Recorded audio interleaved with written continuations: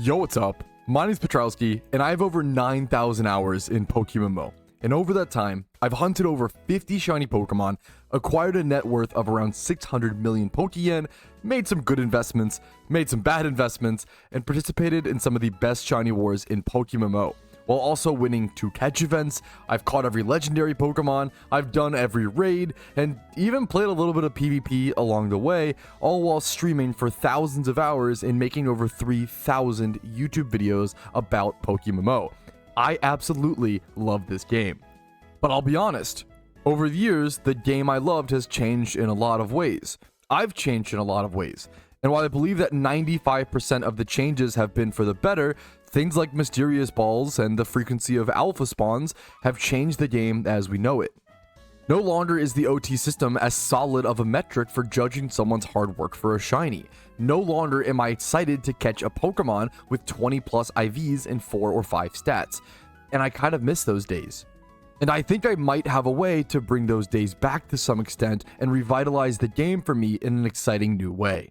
I present to you today the PokeMMO Iron Man, a self-imposed challenge on a brand new account where I am not allowed to trade with other players or use the GTL in any way. And you might be asking yourself, Patrouski, isn't that just Pokemon? Weren't they originally single-player games? And while yes, that is true, the storylines won't be that much different than a traditional Pokemon game. Even though the PokeMMO storylines are a little bit harder and balanced around GTL usage, the main challenge comes from the endgame. Playing PokeMMO in the same way that other endgame players do, with the restriction of being fully self-sufficient, is the true test of this account. Doing raids or playing PvP with Pokemon I've had to breed up from scratch by catching each and every breeder myself. I can't just go buy the perfect breeders I need off of the GTL for cheap. A 6x31 Pokemon requires 32 1x31 Pokemon caught within the same age group, as well as that many braces. Not to mention an Everstone here and there for natures, which you'll have to go farm yourself. I'm gonna have to grow all of my own berries, including the berries I'll need to crush into different seeds to continue growing the more powerful berries that I'll need, like Leppas for my shiny hunts. I'll be forced to play PvP and do Elite 4 reruns for the battle points needed to buy crucial items like choice bands, scarfs, specs, toxic orbs, and life orbs. All of my Pokeyen must be gained from gym reruns, trainer reruns, and selling items to Pokemarts. All TMs that I need will have to be bought from the in-game shopping malls. And all heart scales needed for relearning crucial moves will all have to be fished. Every single vanity on an Iron Man account must be opened from their respective sealed product and earned the sealed product from playing the holiday events themselves. An ultra rare vanity would be a massive trophy of accomplishment on an Iron Man account. And perhaps my favorite challenge and the goal that I'm most excited for, the XP Reamplifier.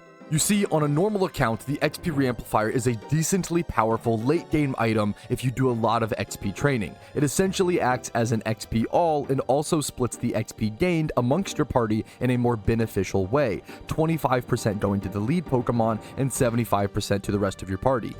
You would normally buy this item by saving up about 2 million Pokeyen, aka less than a week's worth of gym rerunning, and buy yourself a 1000 RP voucher or swipe mom's credit card for some RP.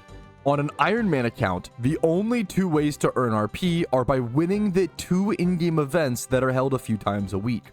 These events include catch events, an event where you catch a handful of selected Pokemon on a specific route for an hour and try to catch the highest IV one possible, and PvP tournaments, where the best players from all across PokeMMO duke it out for a chance to show their stuff and win free shinies and thousands of RP.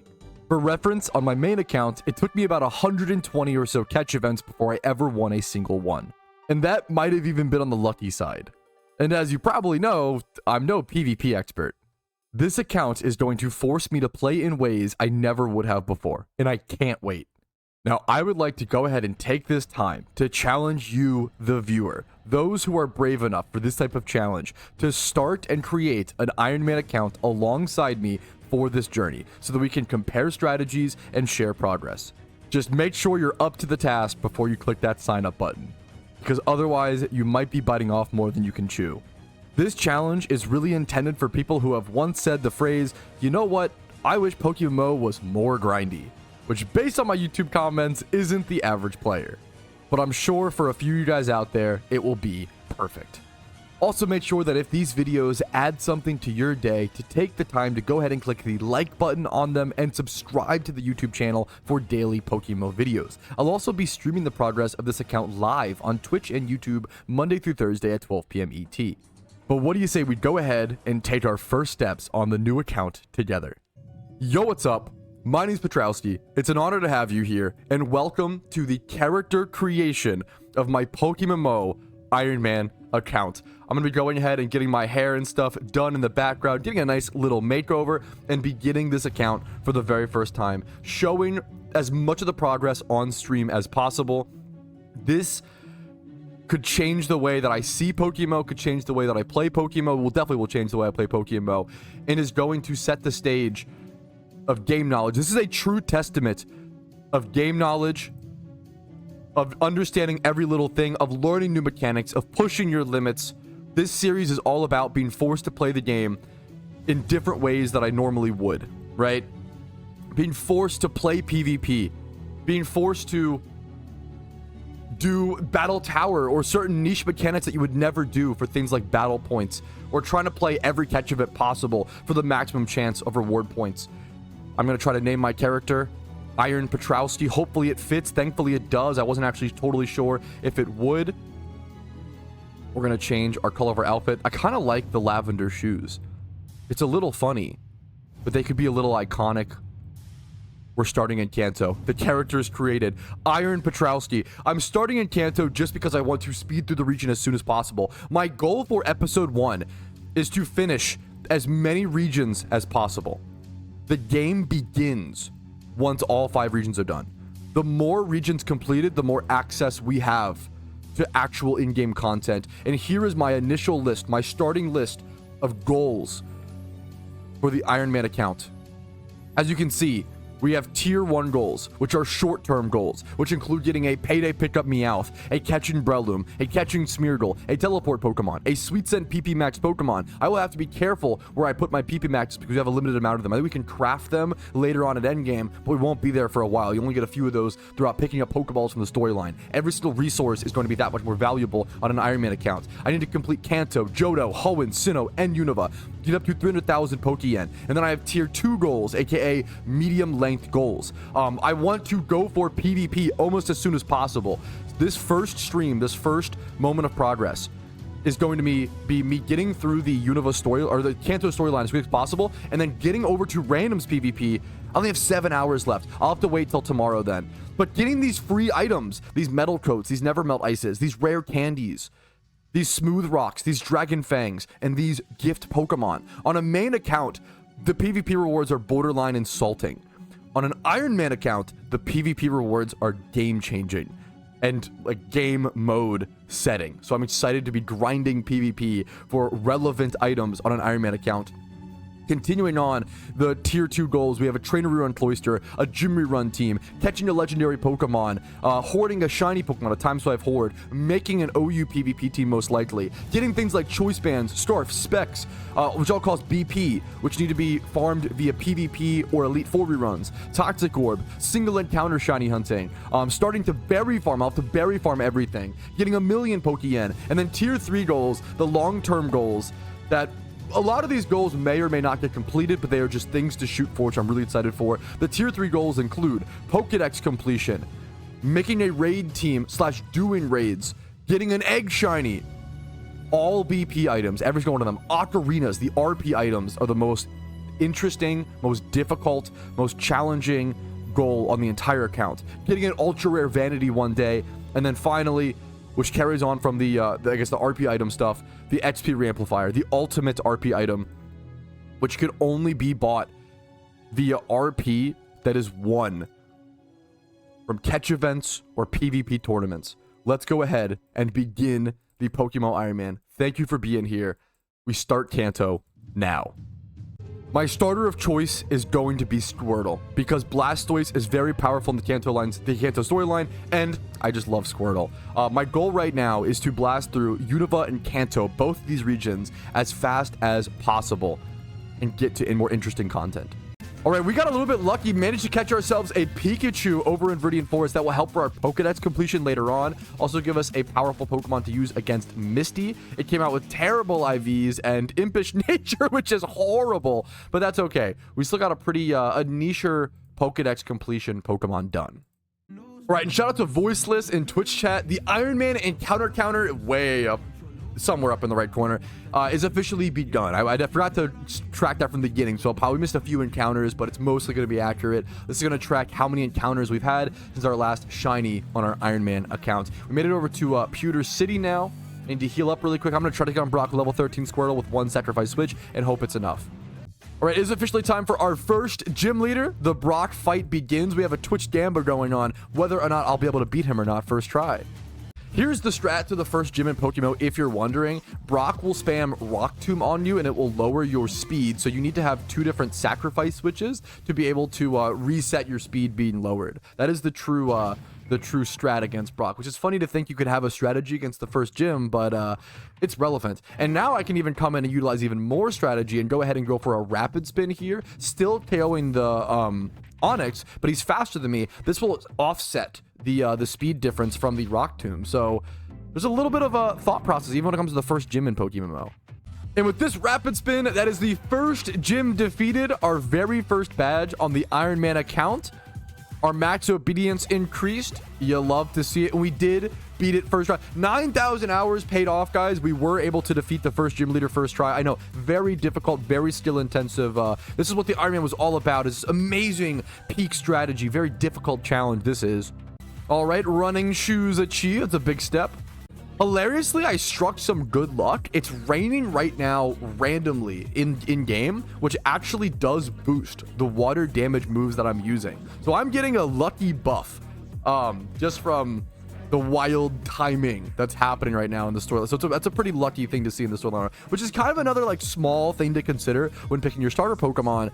There's no like wild sun, it's just rain, right? So like water types hilariously have that advantage in storyline runs where if it happens to be raining, you get that boosted damage for free.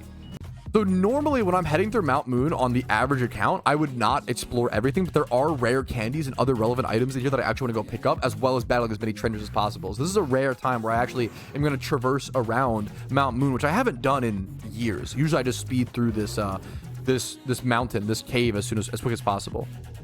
Yes, this is a great question. Do you plan to pause the Iron Man account for things like official Shiny Wars, Team Mr. Wars?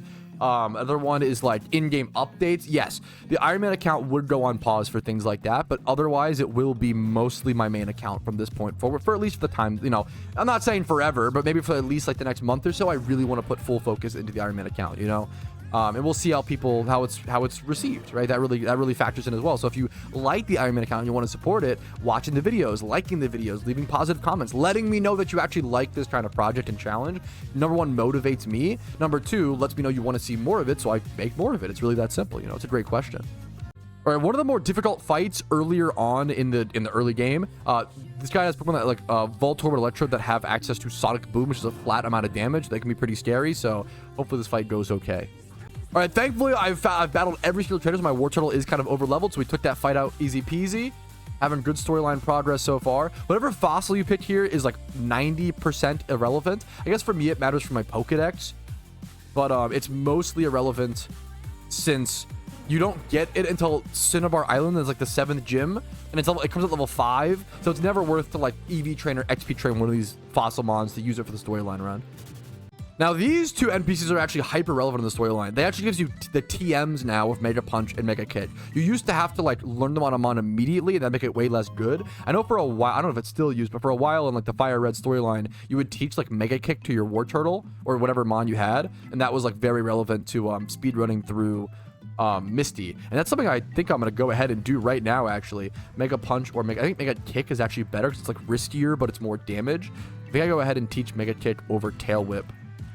I think it's like a high base power, but like 75% accurate. You have 120 base power. That should help us take down Misty here. Right, you have a bit of a choice when you reach Cerulean City. You can either head north and do the rival fight and then Nugget Bridge, or head south and just go ahead and take care of Misty. I think I'm going to go ahead and try to do Misty first, since my Wartortle is level 21 and has Mega Kick. But I think it might be a little bit harder on average. We're going to see if this works out if I hit my Mega Kicks. I might lose here. It might take 2 attempts, but that's okay. We're not playing a Nuzlocke. It's just an Iron Man account. So if we need to do this 2 times, it's totally okay. And we'll make our way north to our rival fight with a higher max obedience level. All right, the Misty fight begins, and this fight largely comes down to whether or not I hit my Mega Kick. So let's go ahead and go for it. We do hit the first one. We're 3 for 3, I think 4 for 4 so far on our Mega Kicks. So I can follow this up with a Bite here to go ahead and KO the Psyduck.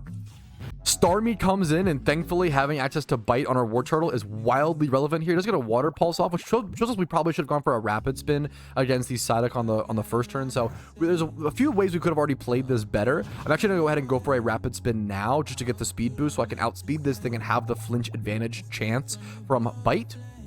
We do unfortunately catch a Confusion, but thankfully get off our Rapid Spin. I do have potions in my bag. This thing's Oran buried, so it gets a nice little heal. We do have potions in our bag to heal this thing up. We should be able to beat this thing first try, I believe. It depends on our Confusion here. So I have just 20% damage or so. I need a potion here if I hit myself. Even if I don't, I might need to. If I should be fine. If he crits, it's all Ogre from here. Is he still outspeeding me even after the Rapid Spin? That's unfortunate. Bite does KO here. 60% of Psy Wave. Bite should, as long as I hit through Confusion, beautiful. That KOs the Starmie. That is the most difficult part of the fight taken care of. But we need our War Turtle alive here. Goldeen levels, this should be it. This should be Misty defeated on the first try. 9,000 hours, by the way. You want to Mega Kick this for content? We Mega Kick it. We don't even kill with Mega Kick. Okay. Just don't kill me. Okay, we're fine. We're fine. We're fine. We're good. Beautiful. That is Misty defeated, boys. 2 gems on the Iron Man account. All right, next up is the big stinky Gary fight. We still need our Mega Kicks to hit. Let's go for it. Dude, I had no idea this was happening. This could actually be fucking legendary. There is a Shuckle Touch event coming up on the 21st of May in Hoenn. Could you imagine? Could you imagine if I won a shiny Shuckle on my Iron Man account to match the Shuckle on my main account? That would be fucking poetry, dude. That would actually cinema. That would be that's the goal, dude. That's the new goal. That would actually be insane. Win the shiny Shuckle to flex, as well as the 1000 RP for one of the biggest goals on the entire account, would be actually, you couldn't script something better. All right, that is also the Gary fight absolutely dumpstered. We might have to make Hoenn our next region, or make that like a high priority. I have a lot of storylines to do, man. A lot of things to unlock. Now, I do want to go ahead and take the time to quickly grab an Abra, if possible, over on this route. I'm going to lead with my Paris and try to go for a Sleep Powder. I should be able to outspeed just because Teleport has -6 priority. Now, I don't want to get KO'd by a Meowth. Catching a Meowth would actually be pretty relevant, so maybe I'll try to catch this as well. Meowth for a Payday pickup mon early game, and then a Abra for a teleport mon to help me get back to the PC. And like, you can do a lot of teleport tricks in the storyline. A good example is when you go get the Flash HM, you can actually like go through Diglett Cave, get the Flash HM, and then instead of having to travel all the way back through Diglett Cave, you could just, oh, the dry skin proc, wow. You could just go ahead and teleport from that trainer and go straight back to the Vermilion PC, and it saves you a ton of time. So get a lucky catch here on this Meowth. Nice. Cross your fingers for good IVs. This is or like Lonely, Adamant, plus Attack Nature would be really, really helpful. XP on our Paris. Naughty Nature, really lucky roll. Not what? Oh, this is what I'm talking about with being excited by good catches on an Iron Man account. 28 attack, 26 speed. Naughty. We have. Oh, and it's even pickup ability. It's coin flip, whether it's pickup. Oh, we have the perfect. That's an insane catch. An insane catch. We even got the ability roll, and it's Quick Claw. That is the most perfect. You literally could not ask for a more perfect Meowth catch. Holy crap. First catch. 25 plus attacking speed. Picked up ability. Naughty Nature. That's so good. And the Quick Claw. That's actually so insane. Oh, that's so good. Hell yeah, dude. Plus, now you can taunt Abra. You're a genius. Now I can go into an Abra, fake out, and taunt it. And then, okay. That's so good. Oh, that was it. That account just propelled the account so much. That catch. Oh, that was so sick, dude. Yeah, what's crazy to think about, someone just renamed the Meowth to Tally Money. Nice Twitch redeem. If you want to name Pokemon after whatever you want within, a boundary, watch the Twitch stream. You can watch the Twitch stream, watch the progress, and redeem points to permanently impact my Iron Man account. I will be using this pickup Payday Meow for the rest of the account for hundreds, if not thousands of hours, off that one perfect catch. And now this will always be known as Tally Money. There you go, dude. Okay, we got our Abra encounter. Let's go ahead and go for a fake out into a taunt that will prevent... He has inner focus. No! Ooh, this Oddish has Sweet Scent, another very relevant storyline Pokemon. We're going to try to catch this as well. This is a Sweet Scent user and can evolve into a Quiver Dance user with Blossom, which is one of the most powerful setup moves for a Pokemon storyline run. All right, we caught the Oddish with our very last Pokeball. I have to go buy a bunch more. We're very low on Pokeballs. So good! Mild Nature, 25 plus special attack, 31 speed. That's so good! Holy crap, my catches are insane. My catches are actually perfect. Oh, that's so good. I don't care about the defense stats. That's so good. That's so good. Do we have a redeeming moment? Abra number 2. We go for a taunt to stop the teleports. We then go for a little bit of chip damage. I think Payday does 50% or so damage. Decent IVs would be nice. Oh, it struggles. Oh, shit, because it can't use anything else. Okay. Decent IVs would be nice on this, but it's not needed. I just need a teleport Pokemon. So if someone's going to roll bad IVs, this can. Oh, I didn't catch it? Oh, no. I'm going to run out of taunt here very soon, and the only move it can use is teleport. Just kidding. Abra, 2 points. Patrouski, 0. Okay, this time we taunted. Third Abra. We taunted. We switch Paris. We go for Sleep Powder. Please don't miss. It's struggling for like 25% chip damage a turn. We hit the Sleep Powder. It's self-damage itself. This should be the perfect catch. This should be the perfect catch. Let's go for Pokeball now. It's asleep, 35% HP. Taunt wore off. If it wakes up, it's gone. If I don't catch here, I probably lose it. But this has got to be caught for sure, right? Woof. We get our teleport. Okay, let's see the IV rolls. We've had really good luck so far on the IVs. Let's see this one. Relax, it's just not good. Okay, IVs irrelevant. We have ourselves a teleport Pokemon. All right, I'm helping out Bill really quick, getting him back into a human instead of his little deformed Clefairy counterpart. All right, that's Bill talked to. Here's our first use of teleport, already taking advantage over the teleport Abra. Boom, bam, there we go. Instead of having to run all the way back, save a fair bit of time by being able to teleport around during a storyline run. Before you get access to fly, it's a nice little time save. Yo, is there a fucking, oh shit. Is there a Wingull swarm? Yo!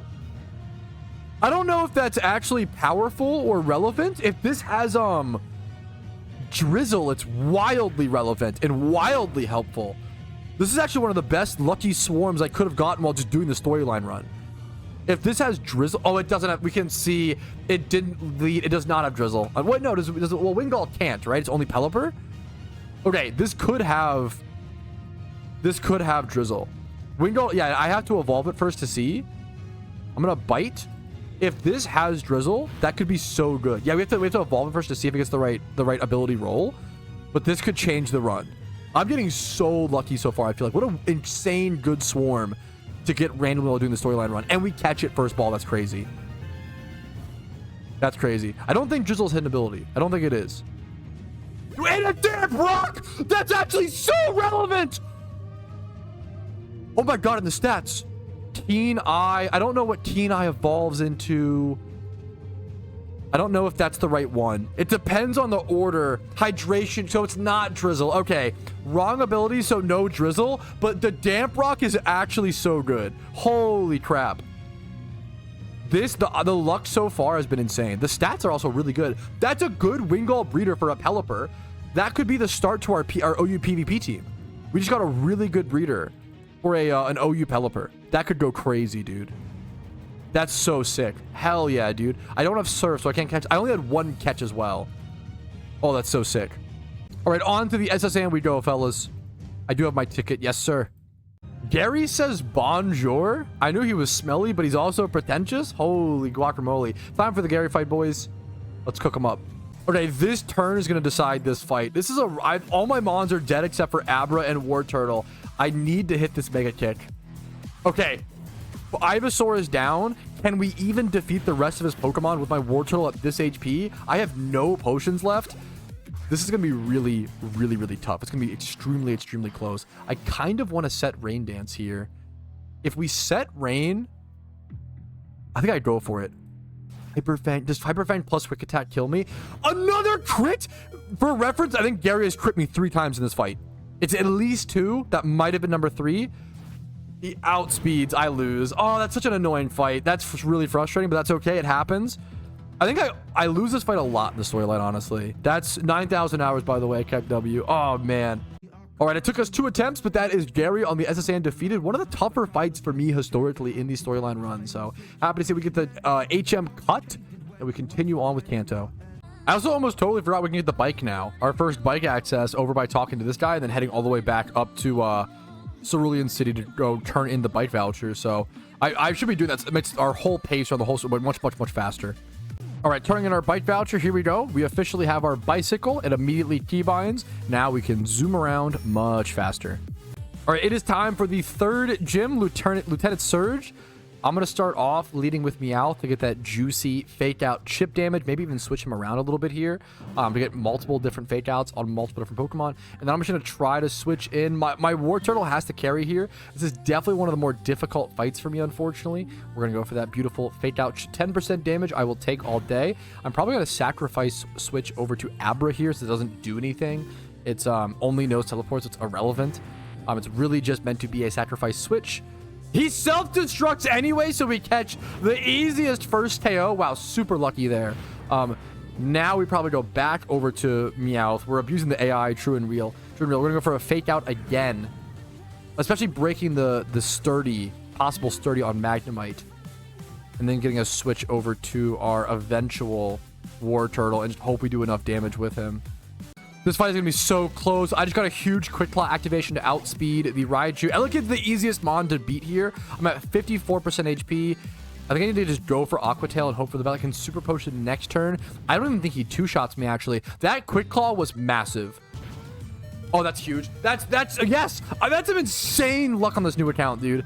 That's the third gym badge complete, boys. That Quick Claw activation against Raichu on that second turn was huge.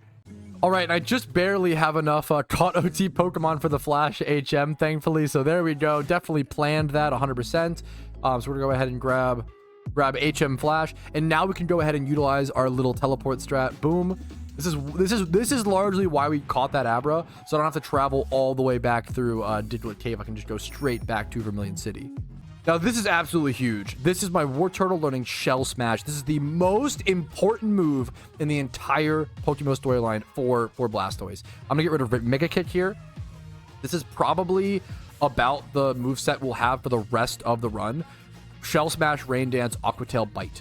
Shell Smash, for those who don't know, raises your attack, special attack, and speed by 2 stages, but subtracts, minuses your defense and special defense, right? So it's an all-offensive, like, all-out strategy, but it allows you to sweep so many gyms and Elite Fours, and it's very, very powerful in a storyline run for those big fights. So that is the most powerful move. It's why I go Blastoise in my Kanto storylines. And here is the War Turtle evolving into Blastoise. Huge moment on the Iron Man. Chat, look at my party. Am I cooked? Be honest. My Blastoise is 19 HP. If it outspeeds everything, it is in Torrent. There's no way I beat this cave. I think I die. I think I have like 2 more trainers before I get out of here. It's like this girl and like 1 more, I think. This might actually be the last one. This might actually be the last trainer. It's gonna be really close. I think I lose, but we'll see. Oh, this is gonna be so close, dude. This is gonna be so close. Boom. Quick Claw. Oh, okay. This is gonna be so, dude. My Iron Man account is the craziest luck of all time. Holy, the craziest luck. Come on, 1 more. Just outspeed. I think I did it. Just don't miss. Just don't miss. That's fine. My Iron Man account is insane. I actually, all the Patrouski luck, all the bad luck from the main account is actually all being please be the last trainer. Please be the last. I think the door is like here, right? Oh my god. That's insane. Now I'm 15. If I get caught by these trainers, I would die and get reset all the way back to the previous PC. That's actually insane. Oh, him too. He fights too. Oh, 15 HP, boys. With 15 HP and a dream, we big man Blastoise. Rock Tunnel, boys. A little Butterfree evolution action. I will take that all day. Compound Eyes plus Sleep Powder is actually one of the best ways to catch Pokemon early on at this point. All right, on to the Erica gym we go. We scattered over to Celadon City. The goal is to get all 4, or not all 4, but 4 gym badges on the first day of the Iron Man account. We're making decent progress. It's been about 5 hours into day number 1. We're going for badge number 4 and then try to do some PvP. I will be the main goal has been get 4 badges, grind PvP, get items, get possibly free Pokemon. The rewards actually reset in 2 hours. So tomorrow, I don't want to grind too much today because there's no way I can get the Piloswine in 2 hours. But I might be able to get a few, like the 500 BP maybe is probably the goal today. I'll do that off stream. But we're making good progress so far. Day 1 has been amazing. We've been like super lucky so far on our catches, on specific storyline stuff. It's just all gone to plan, thankfully. Alrighty, fellas, it is time for Erica. It's going to be kind of a difficult fight, such a weird fight. It's a very RNG heavy fight because I'm using Shell Smash Blastoise. Now, the Grass Gem should probably counter a water type Pokemon, your water starter, right? However, with the power of Shell Smash, Blastoise can cheese through these fights. It's kind of difficult. You have to get a correct setup. I'm going to go ahead and try to just Shell Smash. Hopefully it doesn't one-shot me here. If he doesn't one-shot me, I should actually be good to win the rest of the fight. I could have arguably went ahead and set up Rain there as well. It takes 68 from Giga Drain. I'm hoping that Aqua Tail does enough damage to kill here. It actually does slightly more than Bite. If it does not, I'm going to have to do this in 2 attempts, which it might not here, honestly. I miss anyway, so I'll see you guys on attempt number 2. All right, take number 2, boys. This is a very RNG heavy fight, so it's not like if I, miss my Aqua Tail or I lose to a crit, like, it's gonna happen. I'm doing it to myself by kind of cheesing this fight with a water type lead against grass types, just trying to Shell Smash through it. So I'm asking for a little bit. Let's go ahead and I'm gonna try to set up a Rain Dance here. First, we have a lucky lead against Tangela. That's actually better than a the other lead does less damage, 42% from the Giga Drain. Now the problem is if I Shell Smash here, I think the defense lowering might cause me to be killed by this Giga Drain. It's gonna be really close. I think I still have to just go for it. I could try to potion there. I want to try to do this in potion afterwards, and hopefully this doesn't KO me. Never mind. Take 3 we go, boys. All right, it's going to cost us some Pokeyen, but I think cheesing through this to get Erica done with is honestly worth it. I don't want to go just brainlessly grind levels. I want to just fully cheese through Erica. I'm kind of acknowledging that. Get the storyline done with. So I'm going to go grab 2 X special defenses, which will help me tank through those Giga Drains while healing up after them. And then I think that's kind of all I need. I think if I get X special defenses, the Shell Smashes and everything else should be able to take care of it for me, the one Shell Smash. I think I just go for that. And we need to go buy a few more potions. We'll buy our first Great Balls on the account as well. Why not? Buy 5 of those while we're at it. Hell yeah. All right, attempt number 4. I'm feeling this one. I think this is going to be it, fellas. I have the X special defenses. It only cost me like 5k Pokeyen, so it's not even like too crazy. Okay. We're against Tangela. It's one of the better leads for me to be against here. I'm going to go ahead and set up the Expedef. Try to get his tankiest. Probably going to set up both where possible. Go for heals whenever needed. And this should be our victory. This is going to unlock us the ability to grind randoms PvP. One of the coolest things in PokeMMO is you don't even need a PvP team to jump into PvP. Yeah, it's a 23%. X items are broken. Unless you're doing a run where you're like disallowing X items, you should use X items. They are so insanely strong. Yeah, beautiful, beautiful, beautiful. Only 15% from Giga Drain. I'm going to go ahead and go for a Super Potion now, I think.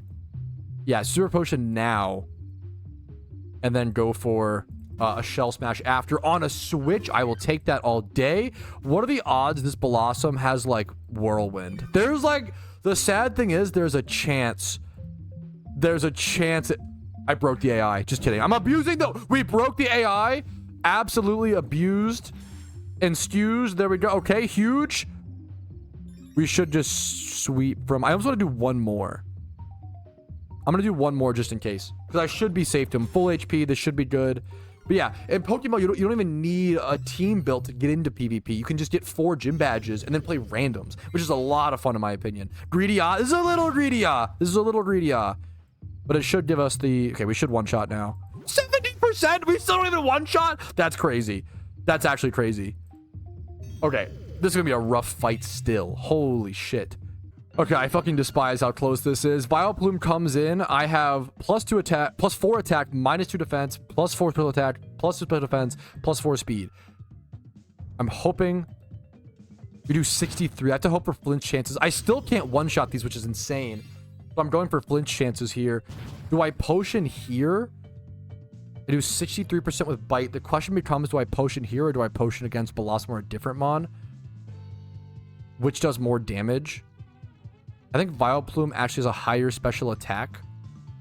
I'm going to go for the Bite here. I could also double potion. That's no, I can't. I only have 1 item remaining.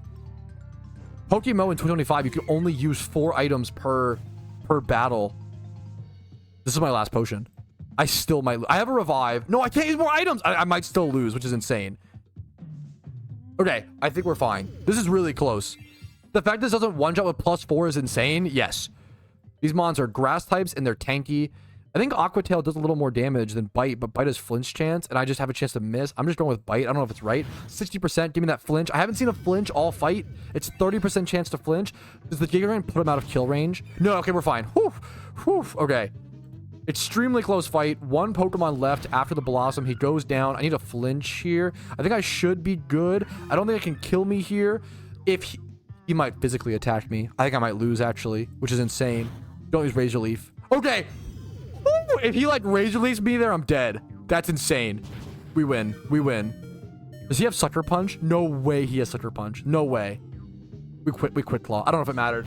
Holy, we cheesed the grass type gym with our water starter. That's like the hardest gym in all of Kanto for me from this point forward. That unlocks the 4th gym badge, level 46 max obedience, and thus ends day 1. Giga Drain team as well. Huge TM. Day 1 of the Iron Man progress. We can start grinding PvP tomorrow and getting crazy items and even free PvP good IV Pokemon.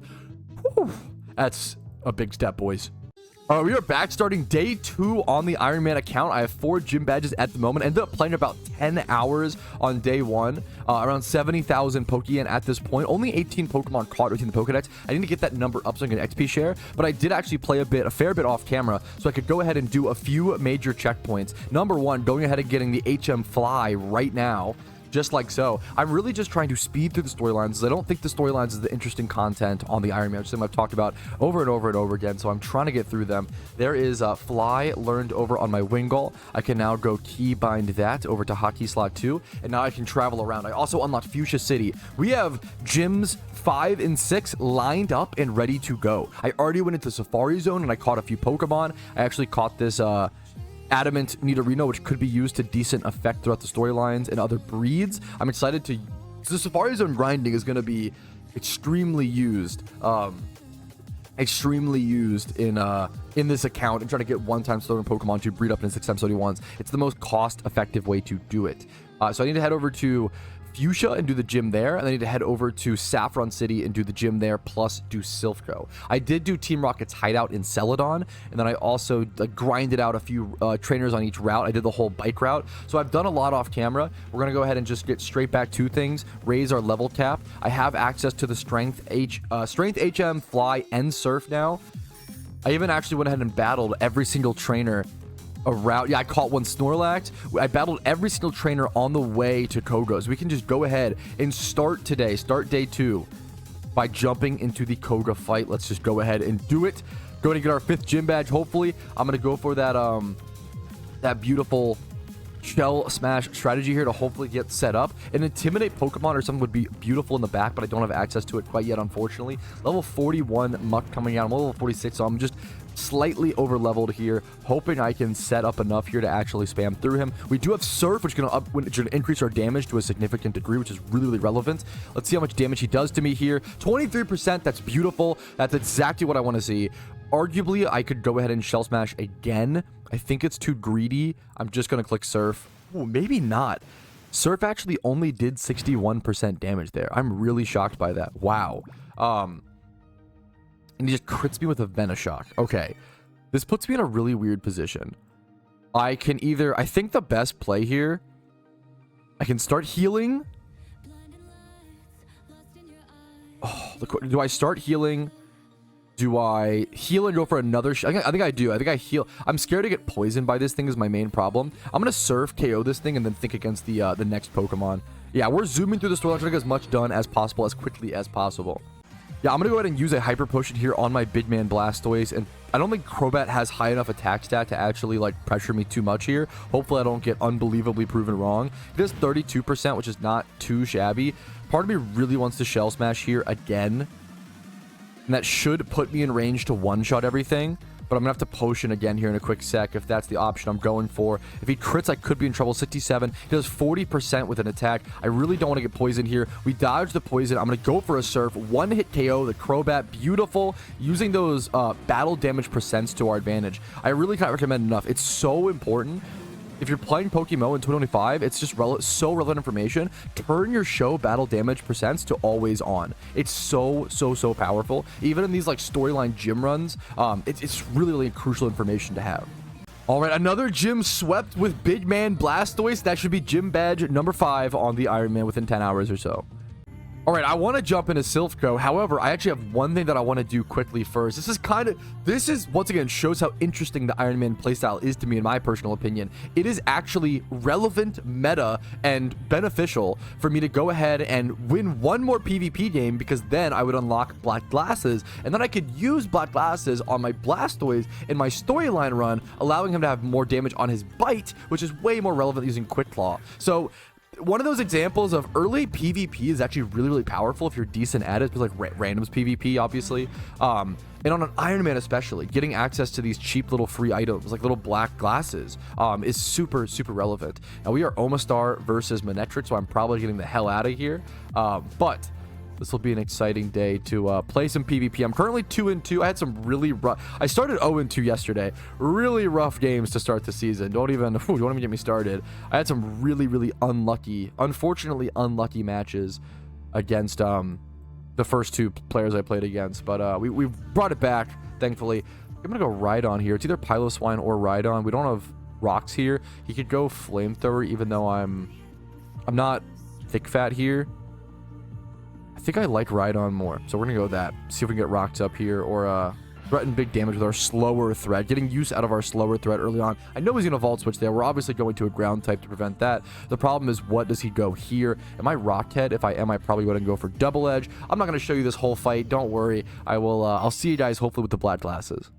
All right, after a very hard-fought battle, we do go ahead and take the win and get access over to our Black Glasses, which is why we were doing that.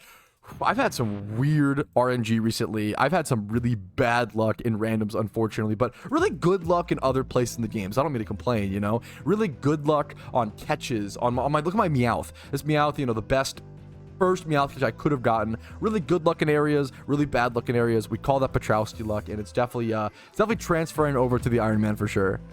All right, I'm gonna try to get through Silphco as quick as possible. Let's go ahead and get started. All right, thanks to a great guide on YouTube. Even though I've done this, storyline a million times, we got to Gary within like a minute or so. But here we go. The rival fight begins in Silphco. And then after this, we have to fight Giovanni, I believe, as well. And Venusaur just one-shot our Blastoise. This fight is going to be more difficult than I expected. I definitely just lost. I don't think I can beat this. My other Pokemon are not leveled. Whew, we might have to change. We're going to have to change our storyline strategy very soon, because I'm running out of... Yeah, oh man, he is pedal dancing me to the moon. Wait, we might be so back. Venusaur got confused post pedal dance, hit itself in confusion twice, and I crit a Zen Headbutt. I could revive my Blastoise here. I think it's worth it. This fight is actually not over. This fight is actually so not over. I stay in here and go for a crunch, try to get some damage. I'll use them on like Wingull or something like that to go ahead and heal up. Maybe like Abra, because it has no other moves. We're going to try to salvage this fight. This is going to be really close. We're going to go for one of our 2 revives on Blastoise. Try to get a heal off on him as well. And try to set up again here. All right. Due to some good turnaround and some decent play by myself, not to flex too hard, but that fight was actually saved. I can't believe we salvaged that, honestly. With a revive and a potion here and there and a good shell smash against Vaporeon, we did actually go ahead and take out our rival Gary there. Really lucky rolls. Once again, luck in certain areas, unluck in others. Really lucky rolls on those pedal dance confusions. That was amazing. Smell you later, dude. All right, it is time for Giovanni. We have a little bit of HP loss here on our Blastoise. I want to be better about switching around here and getting sacrifice switches if needed. I'm a little too all in on my Blastoise, even though that's kind of my strategy right now. I need to go do some EV training, XP training over at Hordes. Now that we have unlocked Fuchsia City, I actually did unlock attack EV training to the east of Fuchsia with Sweet Scent. I have Sweet Scent and Surf access, so I can go EV train whenever I want to. Honchkrow lead feels really good for me. I'm debating if I want to go ahead and set Rain Dance now I wonder if I should have Damp Rock on my Blastoise, actually. If I set Rain Dance now and then Shell Smash after, or if I just Shell Smash immediately, I think I am going to go ahead and try to set Rain here. I feel like the damage increase is relevant. He goes for a Heat Wave, which is not going to do much damage to me, especially in the rain. This is best case scenario for, I don't know if this is bad AI or what happened. This is best case scenario for me. Rain is set. I get a free turn to Shell Smash. He does 5%. Just don't burn me, please. Even if he does burn me, I can still do full surf damage. Okay, now we just sweep from this point forward. See you later, Giovanni. That might have been the easiest fight so far. I think I got lucky on the roll, because that can be a really difficult fight. That was, whew. That is our first Master Ball on the account, which is super relevant. That'll be cool to be able to use for, hopefully for shinies one day. I'll take it, man. Thank you, Mr. President. All right, next up is gym badge number 6. We're moving on to Sabrina. Actually, before I do that, I'm going to go grab Hitmonlee instead of Hitmonchan, because obviously that is the better Pokemon. And we honestly just want that for more Pokedex completion. Getting towards 50 is going to be really important, 50 Kanto Ts, so we can get access to our XP share. We actually already have access to the route where you get the XP share. It's over to the east of Fuchsia, same with the Attack EV trading spots, but we need a lot more Pokemon caught for that, unfortunately. Did I just forget the most important thing to do on a new account, boys? Oh my goodness, we found it, boys. This is big. This is huge for the Iron Man progress. I'm buying teddy ears. Let me buy it. Oh yeah, you have to. Okay. Boom. Yes. Huge. This is going to change the game, boys. Oh my god. The true Iron Man progress begins now. Alrighty, fellas. It is time for the Sabrina fight. This could be our 6th gym badge. We'll have to make our way over to us. We'll have to surf over to Cinnabar Island. Hopefully this goes okay. Hopefully it goes well. We do have Snorlax in the back for Crunch and Zen Headbutt, as well as I almost want to lead Nidorino here to try to set up Toxic Bites. There's not really a reason not to. The problem is if they just like Alakazam and Psychic me, I just get obliterated. But it's kind of worth the chance, I think. I think I'm going to do it. And I have Fake Out Meowth as well in the back with Taunt. I'm going to try that strategy. I don't know if it'll actually be beneficial here at all. We're going to see what her lead is. But once again, as per usual, my main strategy with all these fights is pretty much just go into Blastoise, set up one Shell Smash here, and then go for Bite Spam with my new Black Glasses from the PvP wins. So let's see how this goes. I'm going to attempt Hot Spikes, and we get obliterated by Mr. Mime, as we should be, honestly. Leading Poison type into a Psychic Gem. I was just asking for that personally. Let's head over to Blastoise and try to set up our Shell Smash here. And if we set up like one Shell Smash, I think I just sweep. I think I just sweep the whole fight if I can get one up successfully. 100% HP. We only take 27. Beautiful. I think I can just clean up the whole gym now. And that's what we do here, boys. GG's, Sabrina. See you later. All right, due to an awkward burn on the first Scald, which we haven't been burned the whole storyline run, so obviously I've been pretty lucky. I had to go ahead and go for a double Shell Smash. So we're double Shell Smash now, but I had to use a few potions in the process. I don't have access to a burn heal for this, unfortunately. But now, after double Shell Smash, I should be able to one-shot that. Beautiful. And I should be able to surf down, like, Alakazam and a lot of the other mons as well. I just couldn't surf down Slowbro, obviously. So, in comes Alakazam. I can avoid the burn attack. If you don't know, being burned reduces your physical attack by half, which is really significant. But I can avoid that by just going over to Surf and OKOing the Alakazam just like that. I'll do the same thing with Jinx. I'm just going to not go for Bite, even though it says super effective. It's baiting me there. It's not the correct play. We go for Surf instead, one-shotting the Jinx as well, and hopefully one-shotting the last one for our 6th gym badge. All right, that is Sabrina complete. Our 6th gym badge acquired onto Cinnabar Island. All right, we made it over to Cinnabar Island. Time to do a little bit of Pokemon Mansion action to unlock the access to the Cinnabar Island gym. And we're cooking through the Kanto storyline as per usual. Alrighty, fellas, it is time for, in my opinion, one of the more difficult gyms in all of the PokeMMO storyline runs. Blaine infamously has perfect coverage against its weaknesses. It's a fire type gym, but if you bring only ground types and only water types, he has things like wild charge coverage, things like solar beam under sun. He has like a lot of really powerful stuff that can check those types of Pokemon. I'm trying to just sweep this with a Blastoise. If I can't, that's okay. We'll just try again or change up our strategy. Does this set Sun here? I'm actually really curious. We're going to have to improvise. Like, this thing has Energy Ball. I'm almost 99% sure. So it actually has grass coverage here. Do Do I just surf immediately? Do I go for a shell smash first? Do I outspeed? I'm just going to go for a surf off the bat. He randomly goes for a fire blast, which makes no sense. He's faster than me, which is actually beneficial to me because that means I kind of want to set up rain here. Oh, he's Pasho Berry. I kind of want to set up rain actually more than I'm going to go for rain here. I'm slower than him, which means if he sets sun before me, my rain will overwrite it. And the same with shell smash. If I shell smash, I don't actually take increased damage on that turn of attacking. So I can freely set rain, go for a shell smash. Bro goes for the energy ball finally, but I can shell smash after it and now freely spam surf and probably take out all of Blaine. That should be the fight. We are going to be one turn short on rain, I think. So hopefully it's enough, but we'll see. Alrighty, easy peasy, fellas. That is Blaine taken care of with proper play. That is the 7th gym badge. We have a lot more storylines to do, man. We're trying to blast through them as quick as possible. That is gym badge number 7 in Kanto. On to number 8. We just head directly over to, I believe. All right, it's time for gym number 8, fellas. Giovanni, we're just cooking straight into it. Let's see how it goes. I'm starting to, like, I'm scared for the Elite Four. I'm scared to, like, I'm going to have a problem. The fact that I only have Blastoise still. Every other Pokemon is monstrously underleveled, and I don't have an XP share to be able to fix that. I have to catch a lot of Pokemon to get the XP share. It's having me a little nervous, but if we have to do a little bit of a catching spree adventure after the 8 gym badges, it wouldn't be the worst thing in the world. Okay, one of the funniest things is, if I played enough PvP to win the Hitmonchan reward at this point, I could actually use it for the rest of the Kanto storyline because it comes at level 50 and I have max obedience level 50. There is something really funny there about being a new player in PokeMMO and playing randoms enough to get these Pokemon, these free mons, or use them in the story before you even beat the first storyline run. There's something very funny there. That's insanity. That's even an option. Is so crazy. It's a really crazy playstyle.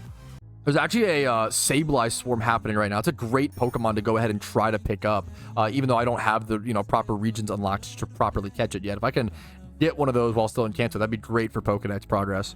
Okay, I was legit nervous I was going to miss out on them because I was having a really hard time getting here with all the insane encounters. I had to go back and buy some repels. So we made it to the Sableyes. They're level 25. These have a pretty difficult catch rate, if I'm not mistaken. If I, like, attack them with my Blastoise at all, I think it's going to kill them. I have to go to something in the back, try to do a little bit of chip damage before actually catching them. We're going to go to Snorlax, I think. First Great Ball, not even hard. Had really good damage rolls on my Snorlax's Crunch, so that worked out really beautifully. Let's see the IVs on this thing. 31, 25 plus. Wait, okay. This is really important. Now, oh man, getting hidden ability on a mon like this is actually really difficult. I just realized how difficult hidden ability mons are going to be on this account, and how difficult. If I want prismatic pearls on the Iron Man, I'm going to have to consume shinies. Holy shit, that just clicked. Oh my god, that's insane. Anyways, oh man. This would be a really good, this could be a really good raid Sableye breeder. Like, this could be insane, but I need to get a hidden ability Sableye in the wild. It's going to be so important. But that's an amazing start to a raid Sableye breed, which is so one of the biggest goals on the account, dude. Did you put thought into what starters you chose for the ability patches? Oh my god. That is a question that I would normally blow off on any main account because thinking about that on a main account is not worth it. It's so long term. So you just buy them. On an Iron Man account, what? Oh my god. On an Iron Man account, what starters you pick for ability patches actually matters so much because you will only get 5 ability patches on your entire account. Holy shit. I never thought about that's insane. Okay, I have to make sure. Wow. Oh my god. I actually need, yes, I need a hidden ability Charizard for raids. I need to make sure I pick at least one fire. That's actually so insane. Dude, it's crazy how many things I didn't, like, we haven't thought about. That was a great call. Yeah, W Chatter. That was Wout who called that out. What an insanely important thing to factor in for the next storyline runs. Yes, that's going to matter so much. I went water for Kanto. I'll probably have to make sure I do, like, at least one grass, at least one fire. And then from there, I'll have to figure, I don't know, have to figure out. That's really, really important. Good call. That's so interesting. All right, we got ourselves an important catch with a Stealth Rock Geodude. I'm having a really tough time at Giovanni. Adamant, ooh, pretty good stats as well. Adamant 25 plus attack. Hardstone. I really just wanted a it's not sturdy. Never mind. I'm not done. That's annoying. But what are you gonna do? I'm trying to catch myself a sturdy Geodude for Giovanni and the Elite form. I'm having a tough time against Giovanni, unfortunately. Having really bad luck on these Geodudes, but surely it'll get better. Okay, I think that's all we needed. I think we got it. It took us like a while. Stealth Rock, Sturdy, Geodude achieved. That is one of the quickest, like most powerful strats to just help yourself if you're stuck on a gym, or especially the Kanto Elite Four, or all the Elite Fours. It's really, really good.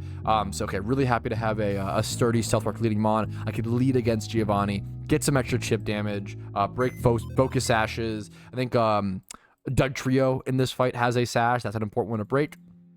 That will make this fight a lot more doable. Giovanni has defeated me 3 times already. This is attempt number 4. And this is where I put my foot down, chat, okay? This is time to show my 9,000 hours of practice and be able to beat the 8th gym badge, the fabled Giovanni boss fight in Kanto. Let's fucking get it, boys. Surely attempt number 5 will be the one. This has been quite a fight, is all that I'll say. Quite a fight. Okay, Nidoqueen lead.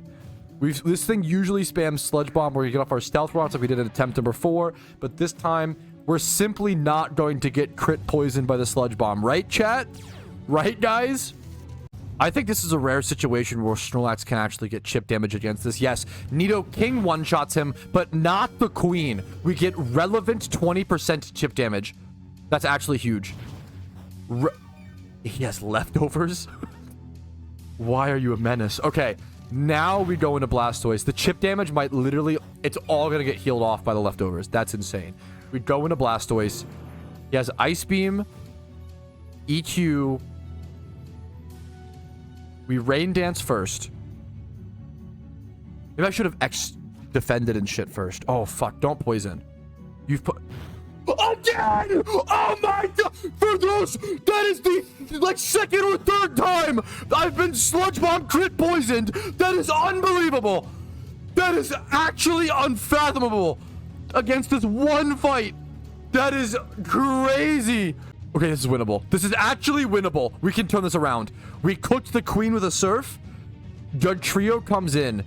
He thinks Lil Bro actually thinks he will do something. Eat my X-Defend. Eat my actual X-Defend. This guy can't poison me. Surely he won't crit me. You know, Copium. We're actually good. We X-Defend and X-Special. Do we double X-Defend? We only have 1 item use left.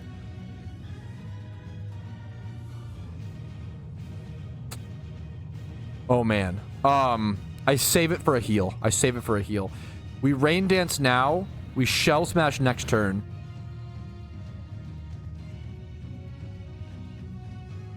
The rocks will break all the sashes if those are a problem. We lock in. This is winnable. This is it. This is for sure the win. There's no way we don't one-shot everything now. In rain plus the boost. Okay. Dud Trio down. Trio's down. I should be able to outspeed and KO the Nidoking. Rhyperior goes down. Rhyperior's gone. You're cooked. Why'd you even think this would work, Rhyperior? You're done. See you later, mate. This is it, chat. 5 times is the magic charm, is the saying, as they say in the Pokemon world. Okay. Nidoking could kill me here, but I should be able to outspeed for sure and OKO. Boomba. Get out of here. Boomba! Get out. Who's the king now? Dumbass. Okay. I'm losing my mind over this Giovanni fight. This has been such an experience. Rhydon's all that's left. He does not have sturdy access. Sun goes down. Surely I can kill. Surely it's enough damage. He's literally so weak, Spadefly. Don't do it. Okay. We did it. Bumba! 8 gym badges achieved. It only cost me an arm and a leg. We did it, boys. In 2 days. In 2 days of creating the Iron Man account, we have completed 8 gym badges. Gotten the perfect payday pickup Meowth. Played some PvP games and made a ton more progress along the way. And speaking of PvP games, That sounds like the perfect thing to do right now to wrap up day number 2. I'm going to go heal at the nearest PC, and before heading on to the Elite Four and completing the Kanto storyline, let's go play some PvP games, maybe work our way towards a free level 50 competitive Hitmontop. All right, after some crazy PvP games, I'm taking this time to chill down and go collect some of the items around the world that I actually can. So, for example, I have 20 different Pokemon caught, so I can actually go grab a free Everstone from this guy over at Route 10, which is awesome. We'll also go grab, I think, like the old rod and maybe even the super rod. There's a few fishing rods we can go grab as well around the Fire Red, the Kanto world right now. This is a really good Bellsprout catch. I'm doing some catches for the Pokedex. This will be a fantastic plant breeder down the road. Getting little 1x31s and 20 plus in these stats, very relevant on this kind of account.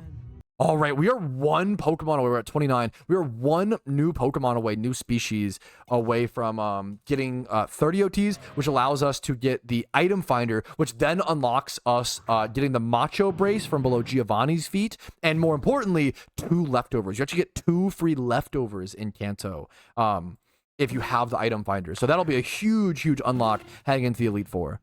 All right, getting the 30th Pokemon with a Ponyta, kind of ironic. There we go. It's a huge unlock. Let's go grab the item finder as quick as possible. All right, if I recall correctly, I believe the item finder is over to the east of Vermilion, over at that pavilion in between, like the next Snorlax location.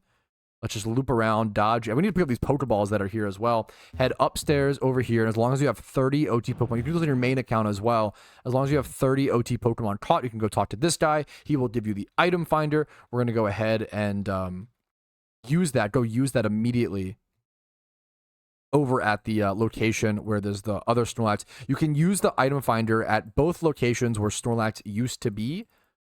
And it will give you a, I think it's right here. Right here somewhere? Or is it actually on the wood platform? There we go. Leftovers. And leftovers is obviously one of the best items in all of Pokemon. It heals you 6.25% HP each turn. That is really, really good. Much better than our Black Glasses. Especially when trying to set up with Rain Dance and Shell Smashes and doing a setup strategy. Leftovers is super crucial to gaining back some of that chip damage. That is beautiful. Let's go grab these free items as well.